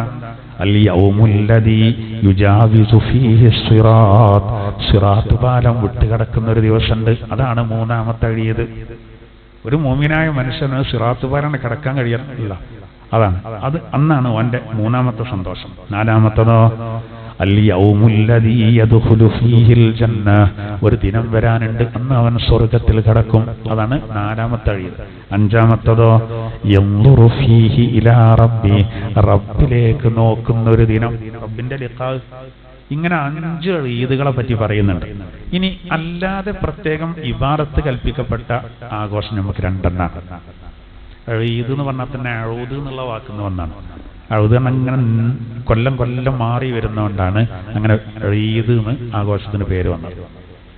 അതിൽപ്പെട്ടാണ് ബലി പെരുന്നാളും അതുപോലെ തന്നെ ചെറിയ പെരുന്നാളും. 2 പെരുന്നാളുകൾ അള്ളാഹു നമുക്ക് നൽകി. ചെറിയ പെരുന്നാൾക്ക് അള്ളാഹു തആല സന്തോഷിക്കാൻ വക നൽകിയത് ലൈലത്തുൽ ഖദ്റും കാര്യങ്ങളൊക്കെ അടക്കം നമുക്ക് നരകമോചനം അള്ളാഹു ഉറപ്പാക്കിയാൽ മുഅ്മിനീങ്ങൾക്ക് അതിൽ ഭയങ്കര സന്തോഷമാണ്. അതാണ് ബലി പെരുന്നാൾക്കോ അറഫ ദിനത്തിൽ കോടാനക്കോടി ആളുകൾക്ക് സ്പെഷ്യലായിട്ട് പുറത്തെടുക്കും. അറഫി എന്നവർക്ക് മാത്രമല്ല, കുറച്ച് പവർ കൂടും. അതിൽ ഞാനും പെട്ടിരിക്കുന്നുള്ള പ്രതീക്ഷ. അതാണ് പുതിയ ഡ്രസ്സ് എടുക്കുന്നത്, അതാണ് നല്ല ഫുഡ് കഴിക്കുന്നത്. അപ്പൊ നോക്കി നിങ്ങൾ, റമളാനിൽ ലൈലത്തുൽ ഖദ്ർ പ്രതീക്ഷിച്ചിട്ടില്ല, ഖുർആൻ ഓതിയിട്ടില്ല, അങ്ങനത്തെ ഒരു പരിപാടിയില്ല. എത്രയോ ആൾക്കാർ അങ്ങനെ ഉണ്ടല്ലോ, ഒരു ബന്ധമില്ല. മുസാഹിഫ് തുറന്നാ കഥലുണ്ടാവും. എത്രയോ കുട്ടികളുണ്ട് അങ്ങനെ, ചെറുപ്പക്കാരൊക്കെ. പക്ഷേ പെരുന്നാക്ക് ഓടുണ്ട ഷൂ ഇങ്ങനെ കാണണം. അവനോട് നമ്മൾ ചോദിക്കാം, അത് ഭയങ്കര ഷൂ അല്ല, പെരുന്നാളല്ലോ ഉസ്താദ്, പോനത്തെ പെരുന്നാൾ. ഇതിപ്പോ നമ്മൾ ഹെൽത്ത് സെന്ററിന്റെ മുന്നിൽ ഒരാൾ നിന്നിട്ട് വെറുതെ ഇങ്ങനെ ചിരിച്ചുക. അപ്പൊ നമ്മൾ മനസ്സിലാക്കണം, ഇവനെ കുതിരവട്ടത്തെ കൊണ്ടോണ്ട് വെറുതെ ഇങ്ങനെ ചിരിച്ചാണ്. ഇവിടെ ചികിത്സ ഉണ്ടാവില്ല അറിയില്ല. വെറുതെ ഒരാൾ ചിരിച്ചോ, അല്ലെങ്കിൽ ഒരു തമാശ കേട്ടിട്ടാണ്, അല്ലെങ്കിൽ ആരും ഇക്ലിപ്പെടുത്തണം, ഇതൊന്നുമില്ലാതെ വെറുതെ ഒരാൾ ഇങ്ങനെ ചിരിച്ചാല് അവന് വട്ടാണ്. തഫ്സീറിന്റെ ഗ്രന്ഥങ്ങളിൽ കാണാം, റമളാൻ ഉപയോഗപ്പെടുത്താത്ത ഒരുത്തൻ പിന്നെ ഈദുൽ ഫിത്റിൽ ആഘോഷിക്കുക പറഞ്ഞാല് ഈ വെറുതെ ചിരിച്ച പോലെയാണ്. ഓൻ ചിരിച്ച വകുപ്പില്ല എന്ന പോലെ ഇവനെ ആഘോഷിക്കാൻ വകുപ്പില്ല എന്നുള്ളതാണ്. ഇതൊക്കെ പറഞ്ഞു കൊടുക്കണം, നമ്മള് പറഞ്ഞു കൊടുക്കണം. പെരുന്നാക്ക് ആഘോഷിക്കുക എന്ന് പറഞ്ഞാൽ മുഅ്മിനാണ്. അപ്പൊ നമ്മൾ ഈ കാര്യങ്ങളൊക്കെ ശ്രദ്ധിച്ചോലെ, നല്ല തുണി പായക്കെടുത്തിട്ട് പെരുന്നാക്ക് അത്രയൊക്കെ പൂശിയിട്ട് അല്ലെ, അപ്പൊ പോകലും നല്ല ഭക്ഷണമൊക്കെ ഉണ്ടാക്കലും ജഗ പോക അത് വേണം, സന്തോഷിക്കാൻ വകുപ്പുണ്ട്. അതുകൊണ്ടാണല്ലോ റസൂലുള്ളാഹി സ്വല്ലല്ലാഹു അലൈഹി വസല്ലം ഒരു പെരുന്നാക്ക് ഇങ്ങനെ സ്തുതിഗതികൾ അറിയാൻ വേണ്ടി ഇങ്ങനെ പോയി അത്രേ. അവിടെ ഒരു മൈതാനിയിലെ കുട്ടികൾ ഇങ്ങനെ കളിക്കുക, അതിലൊരു കുട്ടിയുണ്ട് ഇങ്ങനെ മാറി നിൽക്കുന്നു, അതിലൊന്നും പെടാതൊരു കുട്ടി. അവ ആ കുട്ടിയോട് നബി തങ്ങൾ ചോദിക്കുകയാണ്, എന്താ മോനെ ഇങ്ങനെ മാറിക്കണ്ട, എന്താ കളിക്കാൻ കൂടാത്തതെന്ന് വെച്ചു. കുട്ടികളൊക്കെ നല്ല വസ്ത്രമൊക്കെ ധരിച്ചിട്ടാണ്, ഈ കുട്ടി മാത്രം പിന്നെ പഴകിയ വസ്ത്രമാണ്. അപ്പൊ ഈ കുട്ടി പറഞ്ഞു, എൻ്റെ ഒപ്പം മരിച്ചതാണ്, എന്റെ ഉമ്മാനെ വേറെ ആൾ വിവാഹം കഴിച്ചു, അതോടുകൂടെ എന്നെ ഒഴിവാക്കിയത്.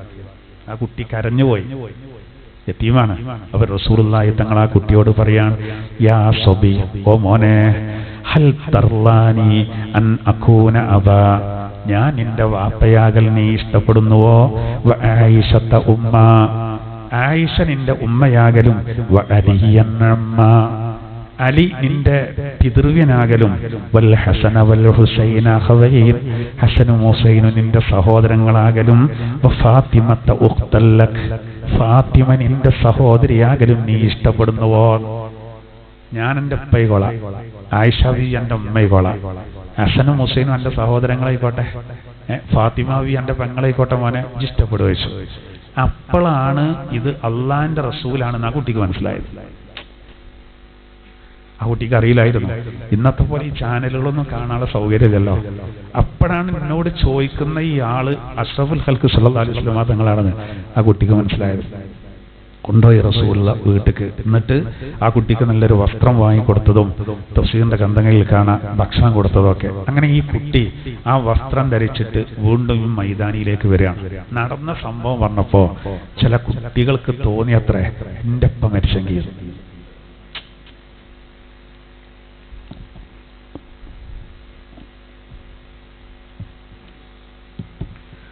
അത് നമ്മൾ വായിച്ചാല് സങ്കടം വരും.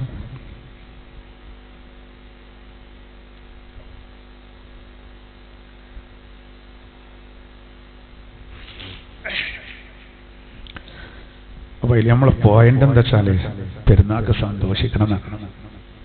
ആ സന്തോഷിക്കാൻ തന്നെയാണത്. എന്നാൽ നമ്മൾ ഈ അമലുകളൊക്കെ സ്വീകരിക്കപ്പെടുമ്പോഴേ ആ സന്തോഷമുള്ളൂ. തഫ്സീറിന്റെ ഗ്രന്ഥങ്ങളിൽ ഒരു സംഭവം പറയുന്നുണ്ട്. പെരുന്നാൾ നിസ്കാരം കഴിഞ്ഞ് വന്നതിന്റെ ശേഷം ഒരു മഹാന് വീട്ടിൽ വല്ലാതെ കരഞ്ഞു. അപ്പോ വീട്ടുകാർ ചോദിക്കാണ്, ഈദിന്റെ ദിനായിട്ട് നിങ്ങൾ കരയാണോ?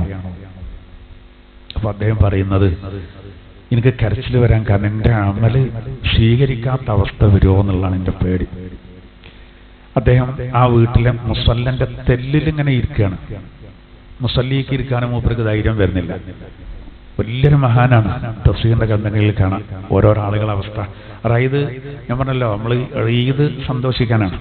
നബി സല്ലല്ലാഹു അലൈഹി വസല്ലം തങ്ങളെ കാണാൻ വേണ്ടി പെരുന്നാൾക്ക് അബൂബക്കർ റളിയല്ലാഹു അൻഹു വീട്ടുകയിലാണ്. അപ്പൊ ഈ ചെറിയ കുട്ടികൾ പാട്ട് കേട്ടിട്ടുണ്ട്. അപ്പൊ ഇവരിങ്ങനെ പാട്ട് പാടുമ്പോൾ റസൂലുള്ളാഹി തങ്ങൾ തൊട്ടടുത്ത് കിടക്കുന്നുണ്ട്. കണ്ടാ തോന്നുന്നു നബി ഉറങ്ങാണ്. അപ്പോൾ ശ്രദ്ധിക്കുന്നവർ വിചാരിച്ചത് പടച്ചോനെ നബി ഉറങ്ങാണ്, ഈ കുട്ടികളെ പാട്ട് കാരണം നബിന്റെ ഉറക്ക് താളം തെറ്റൂലേ, അല്ലെങ്കിൽ നബിന്റെ വീട്ടിൽ എന്തിനാ ഇജാതി ബഹളമൊക്കെ എന്നുള്ള ഇലക്ക് ശുദ്ധീകൃതിയിൽ തന്നെ ചൂടായപ്പോ മാടി ഒളിച്ചു നബിതങ്ങൾ. അപ്പോൾ ഉറങ്ങല്ല. അപ്പോൾ റസൂല് പറഞ്ഞു, ഞാൻ അങ്ങോട്ട് ചെന്നാല് ഓല് ഞാൻ എന്നെ കാണുമ്പോൾ ലജ്ജയാകാറോ ഒരു പാട്ട് നിർത്തും.